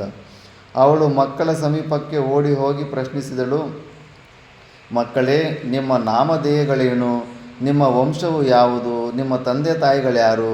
ಅವರೆಲ್ಲಿದ್ದಾರೆ? ಈ ವಿಷಯವನ್ನು ಯಥಾವತ್ತಾಗಿ ಹೇಳಿರಿ. ನನಗೆ ಇದನ್ನು ತಿಳಿಯುವ ಅಪೇಕ್ಷೆಯಾಗಿದೆ. ಮಕ್ಕಳೆಲ್ಲರೂ ತರ್ಜನಿಯನ್ನು ತೋರು ಬೆರಳನ್ನು ಮುಂದು ಮಾಡಿ, ಅದೋ ಅಲ್ಲಿರುವವನೇ ನಮ್ಮಪ್ಪ, ಪಕ್ಕದಲ್ಲೇ ಇದ್ದಾನೆ ನಿನ್ನ ಗಂಡನೇ ನಮ್ಮಪ್ಪ ಅಂತ, ಶರ್ಮಿಷ್ಠೆಯೇ ನಮ್ಮ ತಾಯಿ ಎಂದು ಹೇಳುತ್ತಾ ಯಯಾತಿಯ ಬಳಿಗೆ ಬಂದವು. ದೇವಯಾನಿಯು ಹತ್ತಿರದಲ್ಲಿದ್ದರಿಂದ ರಾಜನು ಆ ಮಕ್ಕಳನ್ನು ಅಭಿನಂದಿಸಲಿಲ್ಲ. ರಾಜನಿಗೆ ಹತ್ರ ತಗೊಂತಾ ಇಲ್ಲ, ಸಿಕ್ಕಾಕೊಂಡ್ಬಿಟ್ಟ ಈಗ. ತಂದೆಯು ತಮ್ಮನ್ನು ಮಾತನಾಡಿಸದೇ ಇದ್ದುದಕ್ಕೆ ಬಿಕ್ಕಿ ಬಿಕ್ಕಿ ಅಳುತ್ತಾ ಮಕ್ಕಳು ತಾಯಿಯ ಸಮೀಪಕ್ಕೆ ತೆರಳಿದರು. ಬಾಲಕರಿಗೆ ಯಯಾತಿಯಲ್ಲಿದ್ದ ಸಲಿಗೆಯನ್ನು ನೋಡಿ ದೇವಯಾನಿಗೆ ಎಲ್ಲವೂ ತಿಳಿದು ಹೋಯಿತು. ದೇವಯಾನಿಯು ಆ ಮಕ್ಕಳ ಹಿಂದೆಯೇ ಶರ್ಮಿಷ್ಠೆಯ ಬಳಿಗೆ ಹೋದಳು. ಕರ್ಕಶವಾದ ಧ್ವನಿಯು ಹೊರಟಿತು. ನನ್ನ ದಾಸಿಯಾಗಿದ್ದರೂ ನನಗೆ ಅಪರಾಧವನ್ನೆಸಗಲು ನಿನಗೆ ಹೇಗೆ ಧೈರ್ಯ ಉಂಟಾಯಿತು? ಶರ್ಮಿಷ್ಠೆ, ಆಸುರಿಯ ಧರ್ಮವನ್ನೇ ಆಶ್ರಯಿಸಿರುವ ನೀನು ನನ್ನ ವಿಷಯದಲ್ಲಿ ಭಯಪಡುತ್ತಿಲ್ಲ ಅಲ್ಲವೇ? ನಿನಗೆ ನನ್ನ ಭಯವೆಲ್ಲಿದೆ? ದೇವಯಾನಿ, ಕೋಪಿಸಬೇಡ. ಅಂದು ನಾನು ಋಷಿಯ ವಿಷಯವಾಗಿ ಹೇಳುವುದರಲ್ಲಿ ಸುಳ್ಳೇನಿದೆ? ಈತನೂ ರಾಜರ್ಷಿಯೇ. ನಾನು ನ್ಯಾಯ ಧರ್ಮ ಮಾರ್ಗಾನುವರ್ತಿನಿಯಾಗಿದ್ದೇನೆ. ಆದ್ದರಿಂದ ನಿನಗೆ ಭಯಪಡುವ ಕಾರಣವೂ ಇಲ್ಲ. ನೀನು ರಾಜನನ್ನು ಪತಿಯನ್ನಾಗಿ ಸ್ವೀಕರಿಸಿದಂತೆಯೇ ನಾನು ನಿನ್ನ ಸಖಿಯಾದುದರಿಂದ ಅದೇ ರಾಜನನ್ನೇ ಪತಿಯನ್ನಾಗಿ ವರಿಸಿದೆನು. ಸಖಿಯ ಪತಿಯು ತನ್ನ ಪತಿಯು ಆಗಬಹುದೆಂಬ ಸಂಪ್ರದಾಯವಿರುವುದನ್ನು ನೀನರಿಯೆಯ. ನೀನು ಬ್ರಾಹ್ಮಣಿಯಾಗಿರುವುದರಿಂದ ನನಗೆ ಪೂಜ್ಯಲೆಂಬುದೇನೋ ನಿಜ. ಆದರೆ ನಾನು ಈ ರಾಜರ್ಷಿಯನ್ನು ನಿನಗಿಂತಲೂ ಪೂಜ್ಯತಮನೆಂದು ಭಾವಿಸಿರುವುದು ನಿನಗೆ ತಿಳಿದಿಲ್ಲವೇ? ಶರ್ಮಿಷ್ಠೆಯ ಮಾತುಗಳಿಗೆ ದೇವಯಾನಿಯಿಂದ ಉತ್ತರಿಸಲು ಸಾಧ್ಯವಾಗಲಿಲ್ಲ. ರಾಜನು ಮೆಲ್ಲನೆ ಹೆಜ್ಜೆ ಹಿಡಿಯುತ್ತಾ ಆ ವೇಳೆಗೆ ಶರ್ಮಿಷ್ಠೆಯ ಅರಮನೆಯೊಳಗೆ ಬಂದಿದ್ದನು. ದೇವಯಾನಿಯು ಕೋಪದಿಂದ ರಾಜನ ಕಡೆಗೆ ತಿರುಗಿ ಹೇಳಿದಳು, ಮಹಾರಾಜ, ನೀನು ಮಹಾ ಅಪರಾಧವನ್ನು ಮಾಡಿರುವೆ. ನಾನು ಇನ್ನು ಮುಂದೆ ಇಲ್ಲಿ ಒಂದು ಕ್ಷಣ ಕಾಲವೂ ನಿಲ್ಲಲಾರೆನು ಎಂದು ಹೇಳುತ್ತಾ ಹೊರಟು ಬಿಟ್ಟಳು. ಯಯಾತಿಯು ದೇವಯಾನಿಯನ್ನು ಸಮಾಧಾನ ಮಾಡುವ ಸಲುವಾಗಿ ಅವಳ ಹಿಂದೆಯೇ ಹೊರಟನು. ಕೋಪಿಸಬೇಡ ದೇವಿ ಎಂದು ಅಂಗಲಾಚಿದನು. ದೇವಯಾನಿಯು ಒಂದು ಮಾತನ್ನು ಆಡದೆ ಮುಂದೆ ಹೊರಟಳು. ಕಣ್ಣುಗಳು ಕೆಂಪಾಗಿದ್ದವು, ಕಾದ ಕಂಬನಿಗಳು ಉದುರುತ್ತಿದ್ದವು. ಅವಳು ತಂದೆಯಾದ ಶುಕ್ರರ ಸಮೀಪವನ್ನು ಸೇರಿ ಬಿಕ್ಕಿ ಬಿಕ್ಕಿ ಅಳಲಾರಂಭಿಸಿದಳು. ಯಯಾತಿಯು ಬಂದು ಶುಕ್ರರಿಗೆ ಸಾಷ್ಟಾಂಗವರೆಗೆ ಸ್ವಲ್ಪ ದೂರದಲ್ಲಿ ನಿಂತನು. ಶುಕ್ರರು ಮಗಳನ್ನು ಸಮಾಧಾನಪಡಿಸುತ್ತಾ, ಏಕಳುವೆ ಅಮ್ಮ ಎಂದು ಕೇಳಿದರು. ಅಪ್ಪ, ಅಧರ್ಮದಿಂದ ಧರ್ಮವು ಜಯಿಸಲ್ಪಟ್ಟಿತು. ಅಧರ್ಮ ಗೆದ್ದುಬಿಟ್ಟಿದೆ, ಧರ್ಮ ಸೋತೋಗಿದೆ ಅಂತ. ನೀಚರು ಪ್ರಾಬಲ್ಯಕ್ಕೆ ಬಂದರು. ಸತ್ಪುರುಷರು ಪತನವಾಗಿ ಹೋಯಿತಪ್ಪ. ನನ್ನ ದುಃಖವನ್ನು ಏನೆಂದು ಹೇಳಿಕೊಳ್ಳಲಿ. ಯಯಾತಿಯಿಂದ ನನ್ನ ದಾಸಿಯಾದ ಶರ್ಮಿಷ್ಠೆಗೆ 3 ಪುತ್ರರು ಜನಿಸಿರುವರಪ್ಪ. ದುರ್ಭಾಗ್ಯಳಾದ ನನಗೆ 2 ಮಕ್ಕಳು. ಇದರಿಂದ ನನಗಿಂತಲೂ ಶರ್ಮಿಷ್ಠೆ ಮೇಲಾದ ಹಾಗಾಯಿತಲ್ಲ ಅಂತ. ಯಾರು ಈ ಥರ ಮಾಡ್ಕೊಂಡ್ರು. ಏನೋ ಅವಾಗೇನೋ ಸಣ್ಣ ಜಗಳ ಆಗಿದೆ ಅಂತ ಅಲ್ಲಿ ಕ್ಷಮಾಗುಣ ಇದ್ದಿದ್ದರೆ ಬಿಟ್ಟುಬಿಟ್ಟಿದ್ದರೆ ಇವತ್ತು ಈ ಸಮಸ್ಯೆ ಬರ್ತಿರ್ಲಿಲ್ವಲ್ಲ. ಈಗೋ ಪ್ರಾಬ್ಲಮ್ ಇಟ್ಕೊಂಡು ರಿವೆಂಜ್ ತಗೋಬೇಕಂದ್ಬಿಟ್ಟು ದಾಸಿ ಮಾಡ್ಕೊಂಡ್ಬಿಟ್ರೆ ಮತ್ತು ಈಗ ಅನುಭವಿಸು. ಮತ್ತು ಈ ರಾಜನಾದರೂ ಮಹಾಧರ್ಮಿಷ್ಠನೆಂದು ಹೆಸರು ಪಡೆದಿರುವನು. ಆದರೆ ಪ್ರಕೃತ ವಿಷಯದಲ್ಲಿ ಇವನು ಲೋಕ ಮರ್ಯಾದೆಯನ್ನೇ ಮೀರಿ ನಡೆದಿರುವನಪ್ಪ. ಮಗಳ ಮಾತುಗಳನ್ನು ಕೇಳಿ ಶುಕ್ರರಿಗೆ ದುಃಖ ಕೋಪಗಳೆರಡೂ ಉಂಟಾದವು. ರಾಜನ ಹೇಳಿಕೆಯನ್ನು ಕೇಳುವ ಸಹನೆಯೂ ಇಲ್ಲವಾಯಿತು. ರಾಜನನ್ನು ಶಪಿಸಿಯೇ ಬಿಟ್ಟರು. ರಾಜನ ಶಾಪ ಇಟ್ಬಿಡ್ತಾರೆ. ಧರ್ಮಜ್ಞನಾಗಿದ್ದು ಕಾಮತೃಪ್ತಿಗಾಗಿ ಅಧರ್ಮವನ್ನೆಸಗಿದ್ದರಿಂದ ನಿನಗೆ ಈಗಲೇ ವೃದ್ಧಾಪ್ಯ ಉಂಟಾಗಲಿ, ನೀನು ಮುದುಕ ಆಗಿಬಿಡು ಅಂದ್ಬಿಟ್ಟು ಶಾಪ ಕೊಟ್ಬಿಡ್ತಾನೆ. ಭೂಜರೇ, ಧರ್ಮೈಕ್ಯ ಬುದ್ಧಿಯುಳ್ಳ ನನ್ನನ್ನು ವೃಥಾ ಶಾಪಕ್ಕೀಡು ಮಾಡಬೇಡಿರಿ. ನಾನು ಶರ್ಮಿಷ್ಠೆಯಿಂದ ಯಾಚಿತನಾದೆನು. ಯಾಚಕರಿಗೆ ಇಲ್ಲವೆನ್ನುವುದು ಧರ್ಮಸಮ್ಮತವೆನಿಸಲಾರದು. ಅವಳ ಯಾಚನೆಯ ಪೂರ್ಣಕ್ಕಾಗಿ ಅವಳೊಡನೆ ಸೇರಿದೆನು ಹೊರತು ಕಾಮತೃಪ್ತಿಗಾಗಿ ಖಂಡಿತವಾಗಿಯೂ ಅಲ್ಲ. ಅದು ನಿಜವಾಗಿರುತ್ತೆ. ಅವನೇನು ಕಾಮುಕನಾಗಿ ಅಲ್ಲಿ ಹೋಗಲಿಲ್ಲ. ಯಾಚನೆಯನ್ನು ಕೇಳಿದ ಮೇಲೆ ಅದನ್ನು ಪೂರ್ತಿ ಮಾಡಿರ್ತಾನೆ. ಋತುಸ್ನಾತೆಯಾದ ಸ್ತ್ರೀಯು ಆಕಾಂಕ್ಷೆಗೆ ಮನ್ನಣೆ ಕೊಡದ ಪುರುಷನಿಗೆ ಭ್ರೂಣ ಹತ್ಯೆ ಮಾಡಿದ ಪಾಪ ಉಂಟಾಗುವುದೆಂದು ಬ್ರಹ್ಮವಿದರು ಹೇಳುತ್ತಾರೆ. ಇದೂ ಒಂದು ಶಾಸ್ತ್ರ ಇದೆ. ಕಾಮಿನಿಯಾದ ಮತ್ತು ಧರ್ಮತಃ ರತಿಸುಖಕ್ಕೆ ಯೋಗ್ಯಳಾದ ಸ್ತ್ರೀಯು ರಹಸ್ಯದಲ್ಲಿ ರತಿಸುಖಕ್ಕಾಗಿ ಮಾಡುವ ಯಾಚನೆಯನ್ನು ಯಾವನು ತಿರಸ್ಕರಿಸುತ್ತಾನೆಯೋ ಅಂತಹವನು ಭ್ರೂಣ ಹತ್ಯೆ ಅಂದರೆ ಒಂದು ಮಗು ಗರ್ಭದಲ್ಲಿರೋ ಮಗುವನ್ನು ಸಾಯಿಸಿದರೆ ಎಷ್ಟು ಪಾಪ ಬರುತ್ತೆ ಅಷ್ಟು ಪಾಪ ಬರುತ್ತೆ, ಪಾತಕಿಗೆ ಸಮಾನನೆಂದು ವಿದ್ವಾಂಸರು ಹೇಳುತ್ತಾರೆ. ಈ ಕಾರಣದಿಂದ ನಾನು ಶರ್ಮಿಷ್ಠೆ ಯಾಚನೆಯನ್ನು ಸಲ್ಲಿಸಿದೆನು. ಮಹಾರಾಜ, ನೀನು ಹೇಳುವುದು ನಿಜವಾದರೂ ನನ್ನ ಅಧೀನದಲ್ಲಿರುವ ನೀನು ನನ್ನ ಅನುಜ್ಞೆಯನ್ನು ಪಡೆಯಬೇಕಾಗಿತ್ತಲ್ಲವೇ? ಫಸ್ಟು ನನ್ನನ್ನು ಆಜ್ಞೆ ತಗೊಂಡು ಮತ್ತೆ ಮಾಡಬೇಕಾಗಿತ್ತಲ್ಲ. ಧರ್ಮ ಏನೋ ಮಾಡಿದ್ದೆ ಅಂತ. ಮಿಥ್ಯಾಚಾರಸ್ಯ ಧರ್ಮೇಶು ಚೌರ್ಯಂ ಭವತಿ ನಹುಷ ಪುತ್ರನೇ, ಮಾಡಬಾರದನ್ನು ಮಾಡಿ ಅದಕ್ಕೆ ಧರ್ಮದ ಬಣ್ಣವನ್ನು ಬಳಿಯಲು ಹೋದರೆ ಅದು ಧರ್ಮದ ಕಳ್ಳತನವೆನಿಸಿಕೊಳ್ಳುತ್ತದೆ. ಎಲ್ಲರ ಹತ್ರನೂ ಏನೋ ಒಂದು ತಪ್ಪು ಕೆಲಸ ಮಾಡ್ತಾರೆ. ಅದನ್ನು ಸರಿ ಅಂತ ಹೇಳ್ಕೊಡೋದಕ್ಕೆ ಯಾವುದೋ ಒಂದು ಯುಕ್ತಿ ಇರುತ್ತೆ, ಯಾವುದೋ ಒಂದು ಶಾಸ್ತ್ರದ ಒಂದು ಶ್ಲೋಕ ಸಿಗ್ಬಿಡುತ್ತೆ. ಯಾವನಿಗೂ ನಾನು ತಪ್ಪು ಮಾಡಿದ್ದೀನಿ, ನಾನು ಕೆಟ್ಟವನಂತ ಒಬ್ಬನು ಬಂದು ಹೇಳೋದೇ ಇಲ್ಲ. ಆಶ್ಚರ್ಯ ಅನಿಸುತ್ತೆ. ಮತ್ತು ಅವನು ಕೆಟ್ಟವನಂತ ಇಡೀ ಪ್ರಪಂಚದಲ್ಲಿ ಎಲ್ಲರೂ ಹೇಳ್ತಾ ಇರ್ತಾರೆ, ಬಟ್ ಅವನಿಗೆ ಮಾತ್ರ ನಾನು ಕೆಟ್ಟವನಂತ ಅನಿಸೋದೇ ಇಲ್ಲ. ವಿಚಿತ್ರ. ಯಾವತ್ತು ನಮಗೆ ಅನಿಸುತ್ತೆ ನಾವು ಕೆಟ್ಟವರು, ತಪ್ಪುಗಳು ಮಾಡೋರು ಅಂತ, ಆವಾಗ ಕರೆಕ್ಷನ್ ಆಗಿ ಅವನು ಸಾಧನೆ ಮಾಡ್ಕೊತಾನೆ. ಯಯಾತಿಯು ನಿರುತ್ತರನಾದನು. ಶುಕ್ರರು ಶಾಪವು ಒಡನೆಯೇ ಪರಿಣಾಮಕಾರಿಯಾಯಿತು. ಅವನು ಮುದುಕನಾದನು. ತನಗುಂಟಾದ ಪರಿಸ್ಥಿತಿಯನ್ನು ಕಂಡು ಪಶ್ಚಾತ್ತಾಪ ಪಟ್ಟವನಾಗಿ ಪುನಃ ಶುಕ್ರರನ್ನು ಪ್ರಾರ್ಥಿಸಿದನು. ಮಹರ್ಷಿಗಳೇ, ನಾನು ಯೌವನದ ಸುಖದಿಂದ ತೃಪ್ತನಾಗಿಲ್ಲ. ದೇವಯಾನಿಯೊಡನೆ ಇನ್ನೂ ಹಲವಾರು ವರ್ಷಗಳ ಕಾಲ ಸುಖ ಪಡಬೇಕೆಂಬ ಅಭಿಲಾಷೆ ಇದೆ. ದಯೆಯಿಟ್ಟು ಮುದಿತನವು ನನ್ನಿಂದ ದೂರ ನಿಲ್ಲುವಂತೆ ಅನುಗ್ರಹಿಸಿರಿ. ಶಾಪವನ್ನು ಹಿಂದಕ್ಕೆ ತೆಗೆದುಕೊಳ್ಳಲು ಸಾಧ್ಯವಾಗಲಾರದ ಮಹಾರಾಜ, ನಾನೆಂದೂ ಸುಳ್ಳನ್ನಾಡಿದವನಲ್ಲ. ನನ್ನ ಶಾಪದ ಫಲವಾಗಿ ಈಗಾಗಲೇ ನಿನ್ನ ಮುಖದ ಮೇಲೆ ಮುಪ್ಪಿನ ಚಿಹ್ನೆಗಳು ಕಾಣುತ್ತಿವೆ. ಆಗಲೇ ವೃದ್ಧ ಆಗೋಗ್ಬಿಡ್ತಾ ಇದ್ದಾನೆ ಶಾಪಗಳು. ಶುಕ್ರರು ಕ್ಷಣಕಾಲ ಯೋಚಿಸಿದರು. ದೇವಯಾನಿಯ ಸುಖವು ಅವರ ಕಣ್ಣು ಮುಂದೆ ನಿಂತಿತ್ತು. ಯಯಾತಿಗೆ ಹೇಳಿದರು, ಆದರೆ ನಿನ್ನ ಮುದಿತನವನ್ನು ಬೇರ್ಯಾರಿಗಾದರೂ ಕೊಟ್ಟು ಅವರಿಂದ ನೀನು ಯೌವನವನ್ನು ವಿನಿಮಯವಾಗಿ ಪಡೆಯಬೇಕು. ಹೋಗಲಿ ಅಂತ ಒಂದು ಆಪ್ಷನ್. ನಿನ್ನ ಒಂದು ವೃದ್ಧಾವಸ್ಥೆಯನ್ನು, ಮುದುಕತನವನ್ನು ಯಾರಾದರೂ ಯುವಕರು ತಗೊಂಡು ಅವ್ರ ಯೌವನ ನಿನಗೆ ಕೊಟ್ಟರೆ ಹಂಗಾದರೆ ಸಾಧ್ಯ ಇರುತ್ತೆ ಅಂತ ಹೇಳ್ತಾನೆ.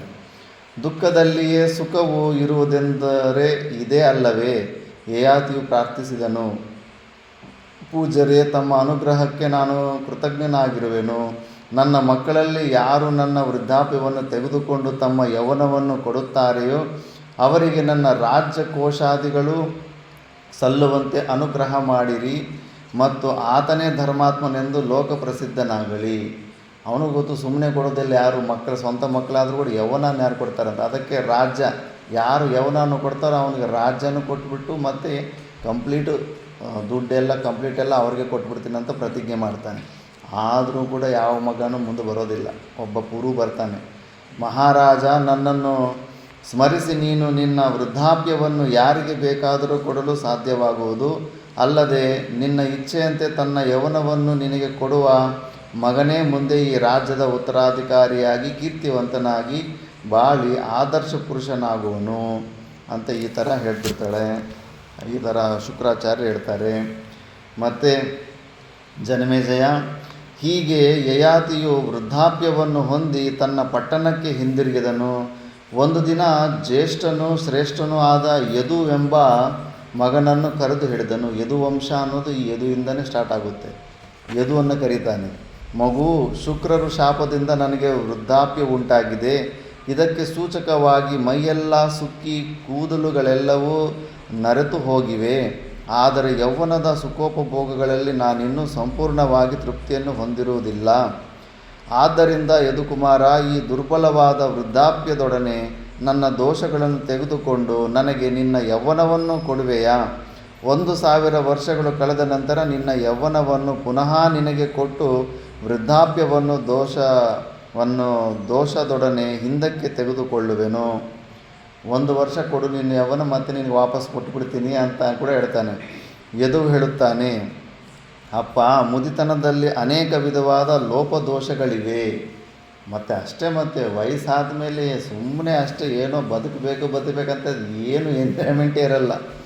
ಅನ್ನಪಾನಾದಿಗಳನ್ನು ಯಥೇಚ್ಛವಾಗಿ ಸೇವಿಸಲು ಸಾಧ್ಯವಿಲ್ಲ. ಆ ಜಠರಾಗ್ನಿ ತುಸ್ಸಾಗ್ಬಿಟ್ಟಿರುತ್ತೆ. ಈಗಲೇ 40 ವರ್ಷಕ್ಕೆ ಬೇಡ ಅನಿಸ್ತಾ ಇದೆ, ಊಟ ಜೀರ್ಣ ಆಗ್ತಾ ಇಲ್ಲ. ಶಕ್ತಿಹೀನತೆಯಿಂದ ಕೆಲಸ ಮಾಡಲಾಗದೆ ಇತರರ ಅಸಡ್ಡೆಗೆ ಗುರಿಯಾಗಬೇಕು. ಕೆಲಸ ಮಾಡೋದಕ್ಕಾಗೋದಿಲ್ಲ. ಕೆಲಸ ಮಾಡಲಿಂದ್ರೆ ಮಕ್ಕಳು ಮರ್ಯಾದೆ ಕೊಡಲ್ಲ. ಎಲ್ಲಿ ಹೋದ್ರೂ ಸಮಸ್ಯೆನೇ. ಸಾಧುಗಳನ್ನು ಕೂಡ ಉತ್ತರ ಭಾರತದಲ್ಲಿ ವಯಸ್ಸಾದ ಮೇಲೆ ಬಂದ್ರೆಗನ ಆಶ್ರಮದಲ್ಲಿ ಇಟ್ಕೊಳ್ಳೋದಿಲ್ಲ. ಯಾಕಂದರೆ ವಯಸ್ಸಾದ ಮೇಲೆ ರೋಗಗಳು ಬಂದೇ ಬರ್ತಾವಂತ ಗೊತ್ತು. ಮತ್ತು ಸುಮ್ಮನೆ ಇಟ್ಕೊಂಡ್ರೆ ನೋಡಿ ಸುಮ್ಮನೆ ಇರೋದಕ್ಕಾಗಲ್ಲ. ಹಾಸ್ಪಿಟ್ಲು ಅದು ಇದು ತೋರಿಸ್ಬೇಕು. ಮತ್ತು ಮುಖ್ಯವಾಗಿ ಎಲ್ಲ ಏನೋ ಎದ್ದೇಳೋಕ್ಕಾಗ್ತಾಯಿಲ್ಲ, ಕೂಡೋಕ್ಕಾಗ್ತಾರೆ ಅಂದರೆ ರೂಮ್ ತನಕ ಹೋಗಿ ಊಟ ಕೊಡೋ ಸೇವೆ ಮಾಡ್ತಾರೆ. ಮಲ್ಕೊಂಡಿರೋ ಜಾಗದಲ್ಲಿ ಮಲಮೂತ್ರಗಳು ಮಾಡಿಕೊಂಡ್ರೆ ಅದನ್ನೆಂತೂ ಯಾರು ಎತ್ತೋದಕ್ಕೆ ಮುಂದೆ ಬರೋಲ್ಲ. ಆಶ್ರಮ ಬಿಟ್ಟು ಹೋಗ್ಬಿಡ್ತಾರೆ ವಿದ್ಯಾರ್ಥಿಗಳಿಗೆ ಅಂಥದ್ದೊಂದು ಸೇವೆ ಮಾಡಂದ್ರೆ. ಯಾಕಂದ್ರೆ ಸ್ವಂತ ತಂದೆ ತಾಯಿಗೆ ಮಾಡಿರೋದಿಲ್ಲ, ಬೇರೆಯವ್ರಿಗೆ ಯಾರಿಗೂ ಪರಿಚಯ ಇದ್ದವ್ರಿಗೆ ಬಂದು ಯಾರು ಮಾಡ್ತಾರೆ ಅಂದ್ಬಿಟ್ಟು. ವೃದ್ಧಾವಸ್ಥೆ ಅಂದರೆ ರಿಜೆಕ್ಟೆಡ್ ಪೀಸ್ಗಳ ಥರ ಇರ್ತೀವಿ. ಯಾರಿಗೂ ಬೇಕಾಗಿಲ್ಲ ನಾವು.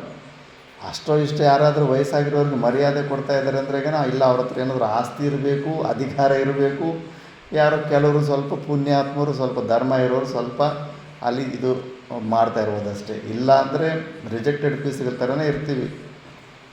ಬಿಳಿಯ ಗಡ್ಡ, ಜೋಳು ಬಿದ್ದ ಮುಖ, ಸವೆದು ಹೋಗಿರುವ ಕೈಕಾಲುಗಳು, ಸುಕ್ಕಿ ಹೋಗಿರುವ ಚರ್ಮ, ಇಂತಹ ದುರವಸ್ಥೆಯ ವೃದ್ಧಾಪ್ಯವನ್ನು ನಾನು ಇಚ್ಛಿಸೇನಪ್ಪ. ನನಗಿಂತಲೂ ಹೆಚ್ಚಿನ ಮಮತೆಯು ಮಕ್ಕಳು ನಿನಗೆ ಇದ್ದಾರೆ. ಅವರಲ್ಲಿ ಯಾರಾದರೂ ನಿನ್ನ ವೃದ್ಧಾಪ್ಯವನ್ನು ತೆಗೆದುಕೊಳ್ಳಲಿ ಅಂತ ಬೇರೆಯವ್ರು ತಗೊಳ್ಳಿ ಬಿಡು, ನನಗೆ ಯಾರಿಗೆ ಬೇಕಾದ್ರೆ ಯಾರು ತಗೊತಾರಂತ ವೃದ್ಧಾವಸ್ಥೆಯನ್ನು ಅಂತ. ಯಯಾತಿಗೆ ಮುದಿತನದ ವರ್ಣನೆಯು ಬೇಕಾಗಿರಲಿಲ್ಲ. ತಾನೇ ಸ್ವತಃ ಅನುಭವಿಸುತ್ತಿದ್ದಾನೆ. ಯದುವು ಮಾಡಿದ ಮುದಿತನದ ವರ್ಣನೆಯನ್ನು ಕೇಳಿ ಕುಪಿತನಾಗಿ ಹೇಳಿದನು. ಕೋಪ ಬಂದ್ಬಿಡುತ್ತೆ ಯಯಾತಿಗೆ. ನನ್ನ ಔರಸ ಪುತ್ರನಾಗಿಯೂ ನಾನು ಹೇಳಿದ ಕಾರ್ಯವನ್ನು ಮಾಡಲಾರೆಯಾ? ನೀನು ನಿನ್ನ ಯೌವನವನ್ನು ಕೊಡಲು ನಿರಾಕರಿಸುವುದರಿಂದ ನಿನ್ನ ಮಕ್ಕಳ್ಯಾರೂ ರಾಜರಾಗದಿರಲಿ. ನಿನ್ನ ಮಕ್ಕಳ್ಯಾರೂ ಈ ರಾಜ್ಯಕ್ಕೆ ರಾಜರಾಗೋದಿಲ್ಲ ಅಂತ ಶಪಿಸಿ ಎರಡನೆಯವನಾದ ತುರ್ವಸುವನ್ನು ಕರೆಯಿಸಿ ಕೇಳಿದನು. ತುರ್ವಸು, ನಿನ್ನ ಯೌವನವನ್ನು 1,000 ವರ್ಷಗಳವರೆಗೂ ಮಾತ್ರ ಕೊಟ್ಟಿರಪ್ಪ. ಅನಂತರ ನಾನೇ ನಿನಗೆ ಮತ್ತೆ ನಿನ್ನ ಯೌವನವನ್ನು ಕೊಡುವೆನು. ನಿನ್ನ ಯೌವನವನ್ನು ಪಡೆದುಕೊಂಡು ಇನ್ನೂ 1,000 ವರ್ಷಗಳ ಕಾಲ ಸುಖ ಪಡುವ ಅಭಿಲಾಷೆ ಇದೆ ಮಗು ಅಂತ ತುರ್ವಸಿಗೆ ಹೇಳ್ತಾನೆ. ಆವಾಗ ತುರ್ವಸು ಅವನು ಹೇಳ್ತಾನೆ, ತಂದೆಯೇ, ಕಾಮೋಪಭೋಗಗಳಿಗೆ ವಿನಾಶಕವಾದ ಶಕ್ತಿ ಸಾಮರ್ಥ್ಯಗಳನ್ನು, ಸೌಂದರ್ಯವನ್ನು ವಿನಾಶ ಮಾಡುವ ಬುದ್ಧಿಶಕ್ತಿಯನ್ನು, ಕೊನೆಗೆ ಪ್ರಾಣವನ್ನು ಕುಂಠಿತಗೊಳಿಸುವ ವೃದ್ಧಾಪ್ಯವನ್ನು ನಾನು ಅಪೇಕ್ಷಿಸುವುದಿಲ್ಲ ಅಂತಾರೆ. ಯಾಕಂದರೆ ವೃದ್ಧಾವಸ್ಥೆಯಲ್ಲಿ ಕಾಮೋಪಭೋಗಗಳಿರೋದಿಲ್ಲ. ಶಕ್ತಿ ಸಾಮರ್ಥ್ಯಗಳಿರೋದಿಲ್ಲ, ಸೌಂದರ್ಯ ಇರೋದಿಲ್ಲ, ಬುದ್ಧಿಶಕ್ತಿ ಕೂಡ ಕುಂಠಿತ ಆಗುತ್ತೆ. ಬುದ್ಧಿಯಲ್ಲಿ ಕೂಡ ಹೆಚ್ಚು ಯೋಚನೆ ಮಾಡಿ ನಾವು ಹೇಳ್ತಾ ಇರ್ತೀವಿ, ವಯಸ್ಸಾಗಿರೋ ಒಂದು ಮಾತಾಡ್ತಾ ಇರ್ತೀವಿ, ಅವ್ರ ಮನಸ್ಸು ಗಮನ ಎಲ್ಲೋ ಇರುತ್ತೆ. ಹಲೋ ಓ ಮೂ ಅಲರ್ಟ್ ಮಾಡಿ ಮತ್ತೆ ಮಾತಾಡಬೇಕು. ಇಂದ್ರಿಯಗಳು ಕನೆಕ್ಟ್ ಆಗಿರೋದಿಲ್ಲ, ಏನೋ ಯೋಚನೆ ಮಾಡ್ತಾ ಇರ್ತವೆ. ಆ ಥರ ಬುದ್ಧಿ ಕೂಡ ತುಂಬ ಕಡಿಮೆ ಆಗಿಬಿಟ್ಟಿರುತ್ತೆ. ಪ್ರಾಣವನ್ನು ಕುಂಠಿತಗೊಳಿಸುವ ವೃದ್ಧಾಪ್ಯವನ್ನು ನಾನು ಅಪೇಕ್ಷಿಸುವುದಿಲ್ಲ. ಕುಪಿತನಾದ ಯಯಾತಿಯು ಹೇಳುತ್ತಾನೆ, ನನ್ನ ಮಗನಾಗಿ ಹುಟ್ಟಿಯೂ ನಿನ್ನ ಯೌವನವನ್ನು ಕೊಡದೇ ಇರುವುದಕ್ಕಾಗಿ ನಿನ್ನ ಸಂತಾನವು ನಶಿಸಲಿ. ಸಂಕೀರ್ಣ ಜಾತಿಯ ದುರಾಚಾರಗಳ, ವಿಲೋಮ ಜಾತಿಯ ಮಾಂಸಭಕ್ಷಕರ ಗುರುಪತ್ನಿ ಸಮಾಗಮವನ್ನು ಸಹ ಮಾಡಲು ಹಿಂಜರಿಯದ ಕೇವಲ ಪಶುಪಕ್ಷಿಗಳಂತೆ ಜೀವನ ನಡೆಸುವ ಮ್ಲೇಚ್ಛ ಜಾತಿಗೆ ನೀನು ರಾಜನಾಗು ಅಂತ. ಆಗಲೇ ಮ್ಲೇಚ್ಛ ಜಾತಿ ಅಂದರೆ ಯಾರು ವೈದಿಕ ಧರ್ಮವನ್ನು ಆಚರಣೆ ಮಾಡೋದಿಲ್ಲವೋ ಅವ್ರನ್ನೆಲ್ಲರನ್ನೂ ಮ್ಲೇಚ್ಛರಂತ. ಆಗಲೇ ಇದ್ದರೂ ಆ ಕಡೆ ಭಾರತ ದೇಶದ ಅಕ್ಕಪಕ್ಕದಲ್ಲಿ ಏನು ಕಾಡು ಜನರ ಥರ ಹುಟ್ಟಿ ಏನೋ ತಿನ್ನೋದು ಮಲಗೋದು, ಏನೋ ಒಂದು ಆಚರಣೆ, ಏನೋ ಒಂದು ಲೀಡರ್ಶಿಪ್ಪು, ಆ ಥರ ಕಾಡು ಮನುಷ್ಯರ ಥರ ಬದುಕ್ತಾಯಿದ್ರು. ಅಂಥವ್ರನ್ನೆಲ್ಲ ಮ್ಲೇಚ್ಛರು ಅಂತ ಕಳೀತಾರೆ. ವೈದಿಕ ಧರ್ಮನ ಯಾರು ಆಚರಣೆ ಮಾಡಲ್ಲ ಅಂಥ ಮ್ಲೇಚ್ಛ ರಾಜನಾಗ್ಬಿಡು ಅಂತ, ಟ್ರೈಬಲ್ ಕಿಂಗ್ ಆಗಿಬಿಡು ಅಂತ. ಯಯಾತಿಯು ದೇವಯಾನಿಯ ಮಕ್ಕಳಿಬ್ಬರಿಗೂ ಶಾಪವನ್ನಿತ್ತು ಕಳುಹಿಸಿದ ಮೇಲೆ ಶರ್ಮಿಷ್ಠೆಯ ಮಗನಾದ ದೃಹ್ಯುವನ್ನು ಕರೆದು ಹೇಳಿದನು, ದೃಹ್ಯುವೇ, 1,000 ವರ್ಷಗಳ ಕಾಲ ಈ ನನ್ನ ಕಾಂತಿ ಮತ್ತು ರೂಪಗಳನ್ನು ವಿನಾಶಗೊಳಿಸುವ ವೃದ್ಧಾಪ್ಯವನ್ನು ನೀನು ತೆಗೆದುಕೋ. ನಿನ್ನ ಯೌವನವನ್ನು ನನಗೆ ಕೊಡು. 1000 ವರ್ಷಗಳು ಮುಗಿದೊಡನೆಯೇ ನಿನ್ನ ಯೌವನವನ್ನು ಪುನಃ ನಿನಗೆ ಕೊಟ್ಟು ನನ್ನ ವೃದ್ಧಾಪ್ಯವನ್ನು ದೋಷದೊಡನೆ ಹಿಂದಕ್ಕೆ ತೆಗೆದುಕೊಳ್ಳುವೆನು. ದೃಹ್ಯು ಹೇಳ್ತಾನೆ, ಅಪ್ಪ, ಮುದಿತನದಲ್ಲಿ ಕುದುರೆ ಸವಾರಿ ಮಾಡಲು ಸಾಧ್ಯವಿಲ್ಲ. ಕುದುರೆ ಮೇಲೆ ಆವಾಗ ಕಾರುಗಳಿಲ್ಲವಲ್ಲ, ಕುದುರೆ ಮೇಲೇ ಹೋಗೋದು. ಕುದುರೆ ಸವಾರಿ ಮಾಡೋಕ್ಕೆ ಸಾಧ್ಯವಿಲ್ಲ. ಆನೆ ರಥಾದಿಗಳ ಮೇಲೆ ಹತ್ತಲು ಸಾಧ್ಯಲಾಗಿರೋದು. ಆನೆ ಮೇಲೆ ಹತ್ತಬೇಕಂದ್ರೂ ಕೂಡ ಸ್ವಲ್ಪ ಯೌವನ ಇರಬೇಕು. ಮತ್ತು ಹೆಂಗಸರನ್ನು ಉಪಭೋಗಿಸಲು ಸಾಧ್ಯವಿಲ್ಲ. ಮುದಿತನದಲ್ಲಿ ಮಾತು ತೊದಲುತ್ತದೆ. ಮಾತು ಕೂಡ ಸರಿಯಾಗಿ ಬರಲ್ಲ. ಹಲ್ಲುಗಳು 4-5 ಕಿತ್ತೋಗ್ಬಿಟ್ಟಿದ್ದಾವೆ ಅಂದರೆ ಏನೋ ಉಚ್ಚಾರಣೆ ಏನೋ ಬರುತ್ತೆ. ಮತ್ತು ಇಂತಹ ನಿಷ್ಪ್ರಯೋಜಕವಾದ ಮುದಿತನವು ನನಗೆ ಬೇಡವಪ್ಪ. ಇವೆಲ್ಲ ಸ್ಟೋರಿ ಅಲ್ಲ. ವೃದ್ಧಾವಸ್ಥೆ ಎನ್ನುವ ವಿಕಾರ ಎಷ್ಟು ಘೋರವಾಗಿದೆ. ಈ ದೋಷಗಳನ್ನು ನಾವು ಯಾಕೆ ನೋಡೋಕ್ಕಾಗ್ತಾ ಇಲ್ಲ? ಬೇಡಪ್ಪ ಈ ಜನ್ಮ ಅಂತ ಯಾಕೆ ಅನ್ನಿಸ್ತಾ ಇಲ್ಲ? ಎಷ್ಟು ಪರಾಧೀನವಾದಂಥ ಜೀವನ, ಎಷ್ಟು ಸತಿ ಹುಡ್ತಾ ಇರ್ತೀವಿ, ಎಷ್ಟು ಸತಿ ಈ ವೃದ್ಧಾವಸ್ಥೆಗೆ ಸಿಕ್ಕಾಕೊಂಡ್ಬಿಡ್ತಾ ಇರ್ತೀವಿ. ಅದನ್ನು ಸ್ವಲ್ಪ ಹೈಲೈಟ್ ಮಾಡಿ ನೋಡಿದ್ರೆ, ನಾನು ಕರೀಂನಗರಲ್ಲಿದ್ದಾಗ ಒಬ್ಬರು ಆಶ್ರಮದಲ್ಲಿ ಇದ್ದರು, ವಯಸ್ಸಾಗಿರೋಂಥವ್ರು. ಮಲಗಿ ಎಕ್ಸಸೈಸ್ ಮಾಡ್ದಂಗೆ ಅನ್ನಿಸ್ತಾಯಿತ್ತು ನನಗೆ. ನಾನು ಯೋಗಾಸನದಲ್ಲಿ ಏನಾದರೂ ಎಕ್ಸಸೈಸ್ ಮಾಡ್ತಾರೇನೋ ಡೈಲಿ ಅಂತ. ಈ ವಯಸ್ಸಿನಲ್ಲೂ ಒಳ್ಳೆ ಎಕ್ಸಸೈಸ್ ಮಾಡ್ತಿರಲ್ಲ ನೀವು ಅಂತ. ಅಯ್ಯೋ, ಎಕ್ಸಸೈಸ್ ಅಲ್ಲ ಸ್ವಾಮೀಜಿ, ನಾನು ಒಂದು 10-15 ನಿಮಿಷ ಟ್ರೈ ಮಾಡಿದ್ರೆ ಮಲಗಿರೋನು ಕೂತ್ಕೊಳ್ಳೋಕ್ಕಾಗುತ್ತೆ ಅಂತ. ಹಿಂಗೆ ಎದ್ದು ಪ್ರಯತ್ನ ಮಾಡಿ 10 ನಿಮಿಷ ಆದಮೇಲೆ ಕೂತ್ಕೊಳ್ಳೋಕ್ಕಾಗುತ್ತಂತೆ. ಎದ್ದೊಳಕ್ಕೆ 10 ನಿಮಿಷ ಆಗುತ್ತಂತೆ. ನಾನಿನ್ನು ಯೋಗಾಸನ ಮಾಡ್ತಾಯಿದ್ದೆ ಅಂತ ನಾನು ಅಂದ್ಕೊಂಡಿದ್ದೆ. ಆತ ಅಂತಾನೆ, ಅಯ್ಯೋ ಏನಕ್ಕೆ ಸ್ವಾಮೀಜಿ ಈಗ ಬದುಕಿರೋದು, ಏನು ತಿಂಡಿ ತಿಂದರೆ ಹಸಿವಿಗೆ ಟ್ಯಾಬ್ಲೆಟು, ಜೀರ್ಣ ಆಗೋದಕ್ಕೆ ಟ್ಯಾಬ್ಲೆಟು, ಮತ್ತು ಮೂತ್ರ ವಿಸರ್ಜನೆ ಆಗೋದಕ್ಕೆ ಟ್ಯಾಬ್ಲೆಟು, ರಕ್ತ ಶುದ್ಧಿಗೆ ಟ್ಯಾಬ್ಲೆಟು. ನೀವು ಕೊಡೋ ಟಿಫಿನಿಗಿಂತ ನನ್ನ ಟ್ಯಾಬ್ಲೆಟ್ಗಳಿಗೆ ತೂಕನೇ ಜಾಸ್ತಿ ಆಗಿಬಿಟ್ಟಿದೆ. ಇಂಥ ಸಮಯದಲ್ಲಿ ಏನಕ್ಕೆ ಬದುಕಿ ಏನು ಪ್ರಯೋಜನ ನಮಗೆ? ಬೇಗ ಪರಮಾತ್ಮ ತಗೊಬಿಟ್ರೆ ಸಾಕಂತ ಕಾಯ್ಕೊಂಡಿದ್ದೀವಿ ಅಂತ. ಅದು ಬರೋದಿಲ್ಲ. ಪ್ರಾರಬ್ಧ ಅಂಥ ಪರಾಧೀನತೆ ಅವಸ್ಥೆಯಲ್ಲಿ ನಾವು ಅಂದ್ಕೊಂಡಂಗೆಲ್ಲ ಸಾವು ಬರೋದಿಲ್ಲ. ನಮ್ಮ ಭ್ರಾಂತಿ ಅಷ್ಟೇ. ಟಕ್ ಅಂತ ಹಿಂಗೆ ಬಂದು ಟಕ್ ಅಂತ ಹೋಗ್ಬಿಡ್ತೀವಿ ಅಂತ. ಹಂಗೆ ಅನ್ಕೊಳ್ಳೋವ್ರಿಗೆ ಇನ್ನೂ ಜಾಸ್ತಿ ಪರಾಧೀನತೆ ಬರುತ್ತೆ. ಇನ್ನೊಬ್ಬರ ಸಹಾಯ ತಗೊಂಡು ಪರಾಧೀನತೆಯಲ್ಲಿ ಇರಬೇಕಂತ ಪರಿಸ್ಥಿತಿ ಬರುತ್ತೆ. ಮತ್ತು ಇಂಥ ವೃದ್ಧಾವಸ್ಥೆದ ಬಗ್ಗೆ ಚಿಂತನೆ ಮಾಡಿದಿರ ಮೋಹ ಕಳ್ಕೋಬೇಕಲ್ಲ ಪ್ರಪಂಚದಲ್ಲಿ. ಪ್ರತಿಯೊಂದು ವಸ್ತು ಮೇಲೆ ಮೋಹ ಕಳ್ಕೋಬೇಕಲ್ಲ. ಎಂಥ ವೃದ್ಧಾವಸ್ಥೆಯಲ್ಲಿ ಅತ್ತೆ ಮಲ್ಕೊಂಡಿರ್ತಾಳೆ, ಇನ್ನೇನು ಪ್ರಾಣ ಹೋಗೋ ಸಮಯದಲ್ಲಿ ಸೊಸೆ ಪರಕೆಯನ್ನು ನೆಟ್ಟಿಗಿಡೋದು ಬಂದು ಹಿಂಗೆ ಬಗ್ಸಿ ಉಲ್ಟಾ ಇಟ್ಬಿಟ್ಟಿದ್ದಾಳಂತೆ. ಕಡ್ಡಿಗಳ ಮೇಲೆ ಇದ್ದು ಕೆಳಗಡೆ ಇಟ್ಕೊಳ್ಳೋದು, ಪೀಡಿ ಕೆಳಗಡೆ ಇದ್ರಾಗನ ಪರಕೆ ಕೆಟ್ಟೋಗೋದಿಲ್ಲ. ಉಲ್ಟಾ ಇಟ್ಬಿಟ್ರಾಗನ ಅವೆಲ್ಲ ಮತ್ತೆ ಕೆಟ್ಟೋಗ್ಬಿಡುತ್ತೆ ಅಂತ. ಲಾಸ್ಟ್ ಮೂಮೆಂಟ್ ಅಂತ ಆ ಕಡೆ ಪರಕೆ ಕಡೆ ತೋರಿಸ್ತಾ ಇದ್ಲಂತೆ. ಲಾಸ್ಟ್ ಮೂಮೆಂಟಲ್ಲಿ ಪ್ರಾಣ ಹೋಗೋ ಸಮಯದಲ್ಲಿ ನಿನಗೆ ಪರಕೆ ಚಿಂತನೆನ ಪರಮಾತ್ಮನ ಚಿಂತನೆ ಮಾಡಬೇಕಲ್ಲ ಅಂದ್ಬಿಟ್ಟು ಮತ್ತೆ ಹೋಗಿ ನೆಕ್ಸ್ಟ್ ಜನ್ಮದಲ್ಲಿ ಕಸ ಗುಡಿಸೋಳಾಗಿ ಜನ್ಮ ತೊಗೊಂಡು ಬರ್ತಾಳಂತೆ. ಪರಕೆ ಬಗ್ಗೆ ಚಿಂತನೆ ಮಾಡಿ ಅಂಥ ಜನ್ಮ ತೊಗೊಂಬಂದ್ಬಿಟ್ಟಿರ್ತಾರೆ. ದುಡ್ಡಿನ ಬಗ್ಗೆ ಹೆಚ್ಚು ಚಿಂತನೆ ಮಾಡೋರೆಲ್ಲ ಹಾವಿನ ಜನ್ಮ. ಅದಕ್ಕೆ ಹಾವನ್ನು ಹೊಡೆದು ಸಾಯಿಸಿದ ಮೇಲೆ ಹಾವಿನ ಬಾಯಲ್ಲಿ ರೊಕ್ಕ ಇಟ್ಬಿಟ್ಟು ಸುಡ್ತಾರೆ, ದುಡ್ಡು ಕಾಯಿನ್ಗಳಿಟ್ಬಿಟ್ಟು ಸುಡ್ತಾರೆ. ಹೋದ ಜನ್ಮದಲ್ಲಂತೂ ರೊಕ್ಕ ರೊಕ್ಕ ಅಂತ ಆಸೆ ಇದ್ದು ಹಾವು ಜನ್ಮ ಎತ್ತು ಬಂದಿದೆಯಾ, ಈಗಲಾದರೂ ಆಸೆಯನ್ನು ಬಿಡು, ನೀನು ಈ ಕಾರಣದಿಂದಲೇ ನಿನಗೆ ಈ ಗತಿ ಬಂದಿರೋದು ಅಂದ್ಬಿಟ್ಟು ಆ ಕಾಸು ಬಾಯಲ್ಲಿ ಇಟ್ಬಿಟ್ಟೇ ಸುಡ್ತಾರೆ ಹಾವನ್ನು. ಆ ಥರ ತುಂಬ ಹುಷಾರಾಗಿರಬೇಕು. ಇಂಥ ವೃದ್ಧಾವಸ್ಥೆಯಲ್ಲಿ ಎಷ್ಟು ಸತಿ ಸಿಕ್ಕಾಕ್ಕೊಂಡ್ಬಿಡ್ತೀವಿ. ಮೋಕ್ಷನ ಹೊಂದಬೇಕು, ಮತ್ತೇನು ಸತಿ ಜನ್ಮಕ್ಕೆ ಬರಬಾರ್ದು, ಆತ್ಯಂತಿಕ ದುಃಖ ನಿವೃತ್ತಿ ಮಾಡ್ಕೋಬೇಕಂದ್ಬಿಟ್ಟು ಈ ವೃದ್ಧಾವಸ್ಥೆ ಇವೆಲ್ಲ ಸ್ಟೋರಿಗಳಲ್ಲಿ ಇವೆಲ್ಲ ನಮಗೆ ತಿಳಿಸ್ಕೊಡ್ತಾ ಇದ್ದಾರೆ. ಯಯಾತಿಗೆ ಇಂತಹ ಮಾತುಗಳನ್ನು ಕೇಳಿ ಸೈರನೆಯೇ ತಪ್ಪಿತ್ತು, ಕೋಪವು ಹೆಚ್ಚಿತು. ಅವನಿಗೇನು ಯೌವನ ಬೇಕಂತ ಇವರೇನೋ ಉಪದೇಶಗಳು ಮಾಡ್ತಾಯಿದ್ದಾರೆ. ಸಿಕ್ಕಾಪಟ್ಟೆ ಕೋಪ ಬಂದುಬಿಟ್ಟಿರುತ್ತೆ ಯಯಾತಿಗೆ. ಮಕ್ಕಳು ಎಂದು ಹಂಬಲಿಸುವುದೇಕೆ? ಕೇವಲ 1,000 ವರ್ಷಗಳ ಕಾಲ ನಿನ್ನ ಯೌವನವನ್ನು ನನಗೆ ಕೊಡಲು ಸಾಧ್ಯವಿಲ್ಲವೆಂದರೆ ನೀನು ಮಗನಾಗಿ ಹುಟ್ಟಿದ್ದರೂ ಪ್ರಯೋಜನವಾದರೂ ಏನು? ಆನೆ, ರಥ, ಕುದುರೆ ಇತ್ಯಾದಿಗಳಿಂದ ಸುಖವನ್ನು ಅಭಿಲಾಷಿಸುವುದರಲ್ಲವೇ? ರಥಸಂಚಾರಕ್ಕೆ ಅಯೋಗ್ಯವಾದ, ಸರಿಯಾದ ದಾರಿ ಇಲ್ಲದ ಹಳ್ಳಕೊಳ್ಳಗಳು, ಬೆಟ್ಟ ಗುಡ್ಡಗಳು ಇರುವ ಪ್ರದೇಶಕ್ಕೆ ನೀನು ರಾಜನಾಗುವೆ. ನೀನು ಕುದುರೆಗಳ ಮೇಲೆ, ರಥಗಳ ಮೇಲೆ ಹೋಗ್ಬೇಕಂತಿದ್ದೀರಲ್ಲ, ನೀನು ಎಂತ ಅಂದರೆ ರೋಡೇ ಇಲ್ಲದೆ ಇರುವಂಥ ಪ್ರದೇಶದಲ್ಲಿ ನೀನು ರಾಜ ಆಗುವಂಥ ಅಂದು. ನೀನು ಹೆಸರಿಗೆ ಮಾತ್ರ ರಾಜನಾಗಿರುವೆ ಹೊರತು ನಿನ್ನ ಅಧಿಕಾರವೇನೂ ಆ ರಾಜ್ಯದಲ್ಲಿ ನಡೆಯದಿರಲಿ ಅಂದ್ಬಿಟ್ಟು ಈ ಥರ ಶಾಪ ಇಟ್ಬಿಡ್ತಾನೆ.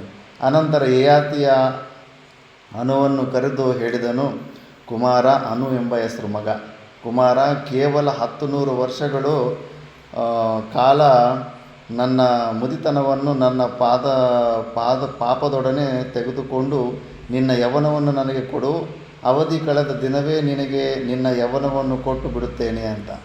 ಅವನು ಹಿಂಗೆ ಹೇಳ್ತಾನೆ, ಮುದಿತನದಲ್ಲಿ ಹೋಮ ಹವನಾದಿಗಳನ್ನು, ಯಜ್ಞ ಯಾಗಾದಿಗಳನ್ನು ಮಾಡಲಾಗುವುದಿಲ್ಲ.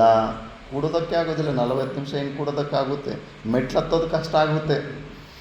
ಮಕ್ಕಳಂತೆ ಕಾಲ ವಿವೇಚನೆ ಇಲ್ಲದೆ ಆಹಾರವನ್ನು ತಿನ್ನಬೇಕಾಗುವುದು. ಯಾವ ಟೈಮು ಬೆಳಗ್ಗೆನೇ ಟಿಫಿನ್ ಸಮಯಕ್ಕೆ ಹಸಿಬೇಕಂದ್ರೆ ಹಸಿವು ಆಗೋದಿಲ್ಲ. ಎಲ್ಲರಿಗೂ ಆಗೋ ಸಮಯದಲ್ಲಿ ಹಸಿವು ಆಗೋದಿಲ್ಲ. ಎಲ್ಲರಿಗೂ ನಿದ್ದೆ ಬರೋ ಸಮಯದಲ್ಲಿ ನಿದ್ದೆ ಬರೋದಿಲ್ಲ. ನಿದ್ದೆ ಯಾವಾಗ ಬರುತ್ತೋ ಆಗ ಮಾಡಬೇಕು, ಹಸು ಯಾವಾಗ ಆಗುತ್ತೋ ಆಗ ತಿನ್ನಬೇಕು. ಆ ಥರ ಪರಿಸ್ಥಿತಿ ಆಗಿರುತ್ತೆ. ಅಶುಚಿಯಾಗಿರಬೇಕಾಗುವುದು. ಮತ್ತು ಎಷ್ಟೋ ಜನಕ್ಕಾಗುತ್ತೆ, ಮಲ್ಕೊಂಡ್ಬಿಟ್ರೆಗನ ಅಲ್ಲೇ ಮಲಮೂತ್ರಗಳು ಮಾಡ್ತಾ ಇರ್ತಾರೆ. ಅವ್ರು ನಾವು ಕ್ಲೀನ್ ಮಾಡ್ಕೊಳ್ಳೋಷ್ಟು ಸಾಮರ್ಥ್ಯನೇ ಇರೋದಿಲ್ಲ. ಇಲ್ಲಿ ಪ್ರತ್ಯಕ್ಷವಾಗಿದ್ದಾರೆ ನಮ್ಮ ರಾಮಾಂಜಲಿ ಅವ್ರ ತಾಯಿಗೆ ಎಷ್ಟು ಸೇವೆ ಮಾಡ್ಕೊಂಡಿದ್ದಾರೆ ಅಂಥ ಪರಿಸ್ಥಿತಿಯಲ್ಲಿ.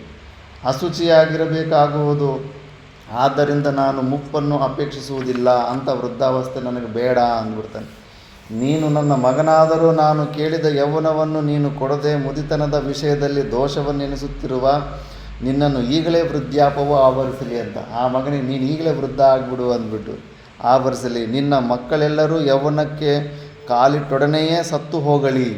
ಇದು ಅಲ್ಲದೆ ನನ್ನ ಶಾಪದಿಂದ ಉಂಟಾಗುವ ವೃದ್ಧಾಪ್ಯದ ಕಾರಣದಿಂದ ನೀನು ಅಭಿಲಷಿಸಿರುವ ಯಜ್ಞ ಯಾಗಾದಿಗಳು, ಹೋಮ ಹವನಾದಿಗಳು ಯಾವುದೂ ನಿನ್ನಿಂದ ನಡೆಯಲಾರವು ಅಂತ ಶಾಪ ಇಟ್ಟುಬಿಡ್ತಾನೆ. ಅನಂತರ ಪುರುವನ್ನು ಸಂಬೋಧಿಸಿಕೆ ಹೇಳಿದನು, ಪುರುವೇ, ನೀನು ಕಿರಿಯವನಾದರೂ ನನ್ನ ಅಭಿಲಾಷೆಯನ್ನು ಪೂರೈಸಿಕೊಡುವುದರಿಂದ ಶ್ರೇಷ್ಠನೆನಿಸುವೆ. ನನ್ನ ಮಾತೊಂದನ್ನು ನಡೆಸಿಕೊಡುವೆಯಾ? ಶುಕ್ರರ ಶಾಪದಿಂದ ನನಗೆ ಅಕಾಲದಲ್ಲಿ ವೃದ್ಧಾಪ್ಯವು ಒದಗಿದೆ. ಮಗು, ಆದರೆ ಯೌವನಾವಸ್ಥೆಯಲ್ಲಿಯೇ ಇನ್ನೂ ಹಲವಾರು ವರ್ಷಗಳು ಕಳೆಯಬೇಕೆಂಬ ಅಭಿಲಾಷೆಯು ನನಗಿದೆ. ಇದುವರೆಗಿನ ಯೌವನದ ಸುಖೋಪಭೋಗಗಳಿಂದ ನನಗಿನ್ನೂ ತೃಪ್ತಿಯುಂಟಾಗಿಲ್ಲ. ಆದ್ದರಿಂದ ನಿನ್ನ ಯೌವನವನ್ನು ಕೇವಲ 1,000 ವರ್ಷಗಳ ಕಾಲ ನನಗೆ ಕೊಟ್ಟು ನನ್ನ ವೃದ್ಧಾಪ್ಯವನ್ನು ಸ್ವೀಕರಿಸು. ಅವಧಿ ಮುಗಿದ ನಂತರ ನಿನ್ನ ಯೌವನವನ್ನು ನಿನಗೆ ಕೊಟ್ಟು ನನ್ನ ಮುದಿತನವನ್ನು ಹಿಂದಕ್ಕೆ ತೆಗೆದುಕೊಳ್ಳುವೆನು, ಆಗಬಹುದೇ? ತಂದೆಯ ಮಾತಿಗೆ ಉತ್ತರವಾಗಿ ಪುರು ಹೇಳಿದನು, ಮಹಾರಾಜ, ನಿನ್ನ ಆಜ್ಞೆಯನ್ನು ನಾನು ಶಿರಸಾವಹಿಸಿ ಪರಿಪಾಲಿಸುವೆನು. ಈ ಒಬ್ಬ ಮಗ ಒಪ್ಕೊಂತಾನೆ, ನಿನ್ನ ದೋಷದೊಡನೆ ಮುಪ್ಪನ್ನು ನಾನು ತೆಗೆದುಕೊಳ್ಳುತ್ತೇನೆ. ನನ್ನಿಂದ ಯೌವನವನ್ನು ಪಡೆದು ಯಥೇಚ್ಛವಾಗಿ ವಿಹರಿಸು. ನೀನು ಹೇಳಿದಂತೆ ನಾನು 1,000 ವರ್ಷಗಳ ಕಾಲ ವೃದ್ಧಾಪ್ಯದಲ್ಲಿಯೇ ಜೀವಿಸಿರುವೆನು. ಯಯಾತಿಗೆ ಅತೀವ ಆನಂದ ಉಂಟಾಗಿ ಅವನು ಪುರುವಿಗೆ ಹೀಗೆಂದನು, ಪುರುವೇ, ನೀನಾಳುವ ರಾಜ್ಯದಲ್ಲಿ ಪ್ರಜೆಗಳು ಧಾರ್ಮಿಕರಾಗಿ ಸಕಲ ಸಂಪತ್ತು ಸಮೃದ್ಧಿಯಿಂದಲೂ ಕೂಡಿ ತೃಪ್ತಿಯಿಂದಿರಲಿ.